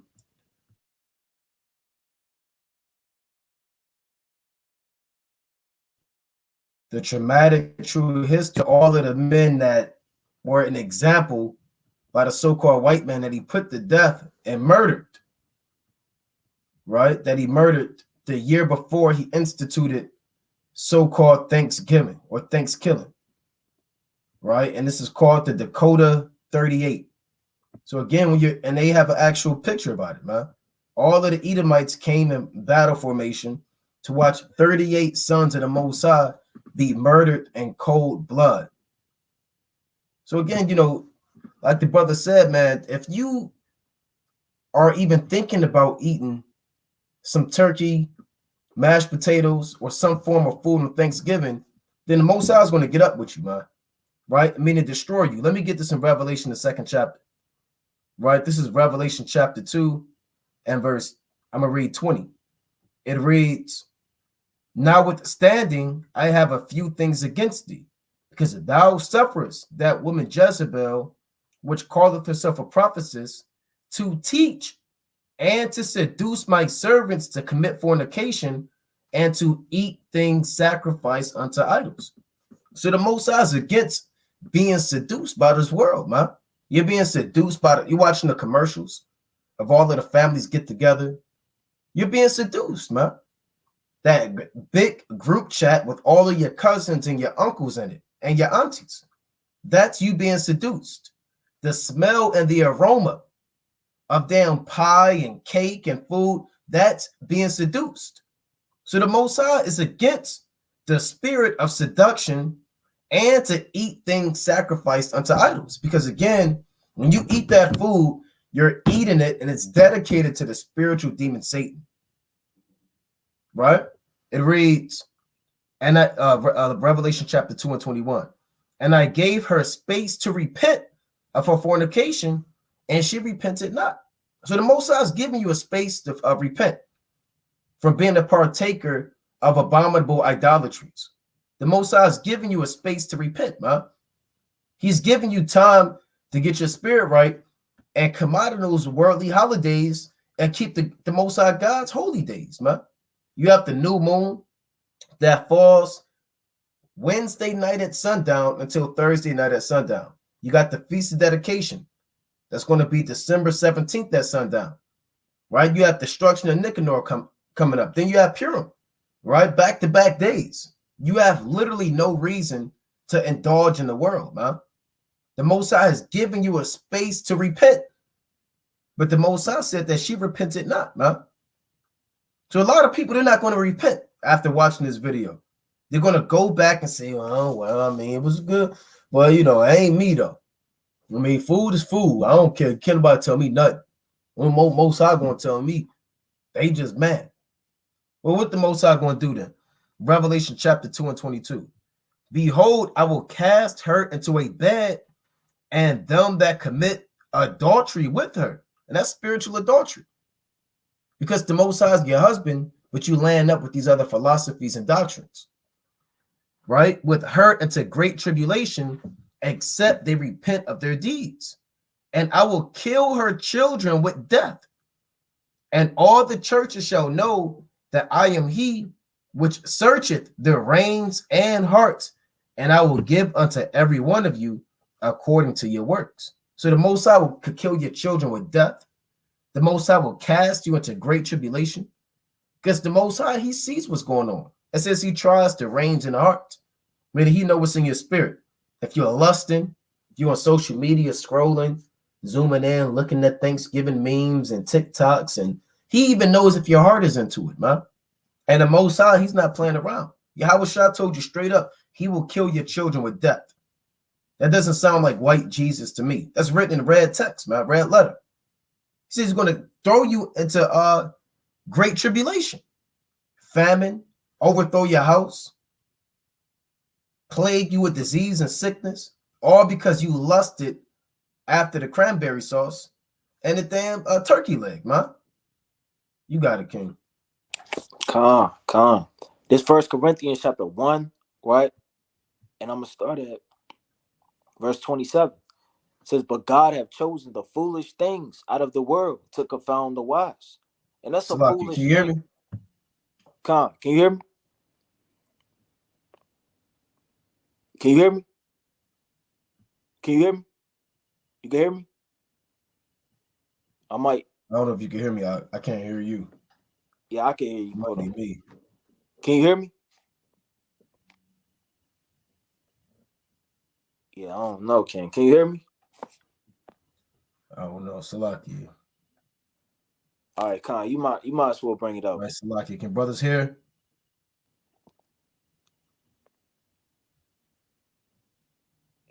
All right, the brother just put 1 Corinthians 1 and 27. So they can hear. All right, Khan. It might just be me.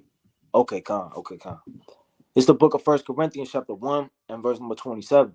It says, but God have chosen the foolish things out of the world to confound the wise. And that's a foolish thing to get confounded by, man. Damn turkey legs, cranberry sauce, beans, and all manner of cheese, man, and grease. This was going to confound you and take you out of the truth. This is what's going to overthrow you. To whom much? Let me get this quick precept, man, in the book of Luke. Because this may be your fourth year in the truth, your third year. The more you're in the truth and the more understanding you gain and the more the Lord increases your spirit, the more he's going to require from you. It's the book of Luke, chapter 12, and verse number 47. And that servant which knew his Lord's will and prepared not himself, neither did according to his will, shall be beaten with many stripes. So you know the will of the Lord. You know what you ought not to do. You know you shouldn't be eating. You shouldn't be drinking. Festivities, festivals, banquetings, fun, revelings, feasts. You know these things, man. So the Lord's going to get up with you and beat you with many stripes. That many stripe isn't just talking about you twisted your ankle. And the Lord is going to destroy you. James 4:17, the Lord says, plain upon tables, if you know to do good and you don't, to him it is a sin. I mean, you can't play that understanding like you read 1 Corinthians chapter 10 and verse 25. You understand? The book of 1 Corinthians, the 8th chapter, verse 7 and 8, 9, all the way down, to the weak conscience being defiled. Brother, you know the truth now. These things don't apply to you. Your conscience isn't weak. You have the understanding of truth, yet you denied it and turned back to the lust of your flesh. It says 1 Corinthians 1 and 27, but God have chosen the foolish things of the world to confound the wise. And God have chosen the weak things of the world to confound the things which are mighty, and base things of the world and things which are despised. God have chosen. We're despised. Not keeping these so-called feasts of the world, that's despised in the eyes of man. Man hates that, man. You turned. You're not yourself. Who have you been hanging out with? What have you been reading? I didn't raise you this way. Hey, but nevertheless, we're here to please the Most High. We're not here to please man. And we could care less what man says or how man feels, man, about wicked family members and old traditions that have been damn going on too long, man. It says, and base things of the world and things which are despised have God chosen. Yea, and things which are not, to bring to naught things that are. And what are things that are not? What are things that are despised? And through the spirit and power of Yahweh Shem Yahushua, we're going to shake the hand and rebuke all of these philosophies in the last days, all of these idolatrous feasts, all of these lies, and all of these things coming up against the truth. You got it, King. You got it, King. Can you hear me?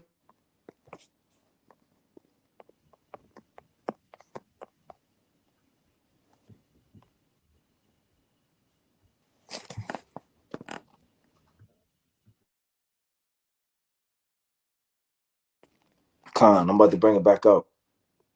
Right? Verse 28, it says, and the base things of the world to the Salakia, and things which are despised have God chosen. Yea, and things which are not, to bring to naught things that are, that no flesh should glory in his presence. But of him are ye in Yahweh's eyes, of God is made unto us wisdom and righteousness and sanctification and redemption. So we got sanctified. Can you hear me, King? Con. Okay, all praises. Right? So we're not living in that old man and that old spirit and that old understanding that we once did. That man got that man is in the grave, man. To reach down and pull him up or to suffice of any of his old thoughts and understanding is off, man. We're raised a new creature. You understand? Let me get this real fast in Romans. It's the book of Romans, chapter 12, and verse number 2. And be not conformed to this world, because this world's going to pull you in it every which way you go. From your job, they may have Christmas cards up, and it's that season, and They're putting all of the lights around and Christmas trees and what are you bringing this year and who's going to bring the cookies and who's going to bring the pie. This world is going to conform you to it, man. Meaning they're trying to shape you into an American citizen. It says, but be ye transformed by the renewing of your mind. And that's not just one time. You read and you come into this truth. You have to renew yourself daily. Hey, Paul said, I die daily, man. Meaning you're going to have thoughts that creep upon you to conform you back into that old man used to be, that old lust you used to crave, the old philosophy you lusted after. But the Lord said you need to be renewed of your mind, that ye may prove what is good and acceptable and perfect will of God. For I say through the grace given unto me, to every man that is among you, not to think of himself more highly than he ought to think, but to think soberly according as God hath dealt every man the measure of faith. So you have to think soberly. Meaning don't be drunken with all of the lies of the society, but think soberly in the perfect will of the Most High. You on mute. I want to get this quick precept as we wind down. This is Second Maccabees chapter 11 and verse 22. It reads, now the king's letter contained these words. King Antiochus unto his brother Lysias sendeth greeting. Since our father is translated unto God, unto the gods, our will is that they that are in our realm live quietly, that everyone may attend upon his own affairs. So these two kings, they're about to come up with a situation, and now that we as a people, we get mixed into this situation. It reads in verse 24, we understand also that the Jews would not consent to our father for to be brought into the custom of the Gentiles, but had rather keep their own manner of living, for the which cause they require us that we should suffer them to live after their own laws. So even a heathen know, it says the Jews, we're not going to consent unto the so-called white man, man. To their, it says we want to consent to their father. We're not consenting to the founding fathers of America. Abraham Lincoln, all of your men of Mount Rushmore, FDR, George Washington, Thomas Jefferson. We're not consenting to the founding fathers of the so-called white man. And they said that back then during the time of the Greek captivity. It says, for to be brought unto the custom of the Gentiles, but had rather keep their own manner of living. What is our own manner of living? Shofars, wine, lamb, singing, you understand, joy and mirth on feast days, prayers, fasting, mourning when we mourn, weeping when we weep, burials when people die before sundown, laws, statutes, commandments, right? Dietary laws, priesthood. That's our own manner of living that we have to come back to, man. There was a time when the so-called white man knew that the Israelites had their own manner of living. Now you've been so seduced and beguiled, he made you think that he's part of him. When back then he said, look, we're going to let them do their own thing, have their own manner of living. It reads, for the which cause they require of us that we should suffer them. These are two Edomites talking, that we should suffer them to live after their own laws. Wherefore our mind is that this nation shall be in rest, and we have determined to restore them their temple, that they may live according to the customs of their forefathers. Thou shalt do well, therefore, to send unto them and grant them peace, that they, that when they are certified of our mind, they may be of good comfort, and what? And ever go cheerfully after their own affairs. Right? This verse 31. Verse 29. Menelaus declared unto us that your desire was to return home and to follow your own business. We keep reading about following your own laws, your own affairs, your own business, which means no Christmas, right? No business Black Friday shopping. You should have no business carving up a turkey. You should have no business freaking off, man, and eating pecan pie and two damn things of sweet potato pie. We have to do our own business. I'm gonna jump down to verse 31. And the Jews shall use their own kind of meats and laws. So we don't have to eat the turkey, man. The Jews have their own kind of meats.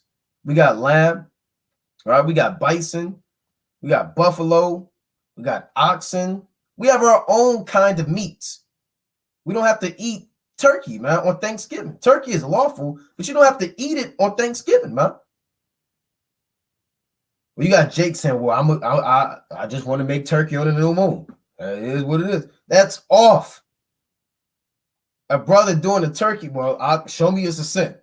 I just had a taste for turkey. Brother, you know damn well you wasn't craving turkey, but it just so happened it's Thanksgiving. Now you want to cook turkey. Show me in the law I can't eat no turkey. But brother, his mind is bad, man. If a brother's fighting to eat turkey on the new moon, it just so happens to be on Thanksgiving, you know his mind not in the right place. He's making mac and cheese. He's making it, but it's lawful. He says lawful. This, you know, and then he turned it at the new moon upside down, man.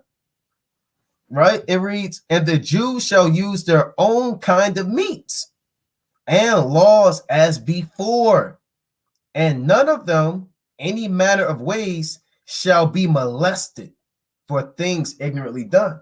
So look, the Mosai set up a situation where we was no longer getting molested by the so-called white man. That's in the Bible. Now, Jake, you willingly are getting molested by the so-called white man. You willingly give up your bowels to get molested by Esau, man, and mold and conform to his ways and bend over backwards and forwards just to get jammed up. The Bible is letting you know that two so-called Edomites said, we're no longer going to molest the Jews, and we're going to let them live after their own laws. So they know that you're a different people, man. So what are you doing? Bowing down to their customs, man. Willingly getting molested. You got it, King. Calm. Right. So like the brother was bringing out, man, we got our own meats, our own laws, and our own ordinances to walk in. So don't be weak, you understand, when that day come around and you sitting up there scratching and I don't know what to do next. And I mean, you bow down, man, and get overtaken by the spiritual demon Satan. Right? So did you have anything before closing precepts? You got it. Okay, calm. Well, let me bring out the class. Let me bring out the book of Revelation, right? Chapter 3 and verse 2. It says, be watchful and strengthen the things which remain. So be watchful for your spirit and in the last days and what's going on in the world, man. Because if not, the Most High is going to catch you like a thief in the night. And strengthen the things which remain that are ready to die. For I have not found thy works perfect before God. Remember, therefore, how thou hast received and heard, and hold fast, and repent. If therefore thou shalt not watch, I will come on thee as a thief, and thou shalt not know what hour I will come upon thee. So if you're not watching, and that's not just talking about the prophecy, man. You got to watch your spirit, your household, your brethren, right? You got to watch in all things, man, and beware of all of these snares, traps, philosophies, devils, spirits, and things to take you out of the spirit in the last days and to sift you out, man. Because that's what the spiritual demon job is, to take you out of this truth, to hedge up your way, to have you to do things that are contrary to righteousness. So continue to stand strong in the spirit, right? And be on fire for the Lord and keep the new moon in righteousness, man. Have your mind and your conscience upon the Most High, blessing you with a new month, having you to be on fire if it be of his will, or bringing you out of the condition that you once was, man. And praise the Most High and rejoice and turn up in righteousness on the right-hand side. You got it. And I'm going to get the classic to add to that. This Revelation chapter 22 and 12. And behold, I come quickly, and my reward is with me to give every man according as his work shall be. So brothers have to make sure in these last days that not only do you have faith in Yahweh Ba'ashem Yahushua, but your faith is also being exhibited by your works, right? Your works include your prayers. Your works include your children. If you're married, it includes your woman. If you're a sister, it includes your husband, reverencing your husband. It includes brothers that go to camp doing the work of the Most High diligently and presenting their body as a living sacrifice. It includes everything. There's a lot of work that we have to do, man. Work is manifold. Examining yourself is work. The Most High is going to give you according to your works, man. So brothers should be in tune with the spirit, reading and learning of our forefathers, seeing the things that the works that they did that was wicked, avoid it, and see the works they did that were righteous and apply it, man. And that's how you grow in this truth, man. But with that, we're going to close up, giving, of course, our honor and glory to Yahweh. We'll take questions like we always do. If you have any, they can call in 213-603-9096, and the PIN number is 94809-305. So that number should be on the live chat for those who have questions. 213-603-9096, and the PIN number is 94809-305 for the conference call Q&A. With that, Brother Naquan. Shalom, Brother Right. Shalom.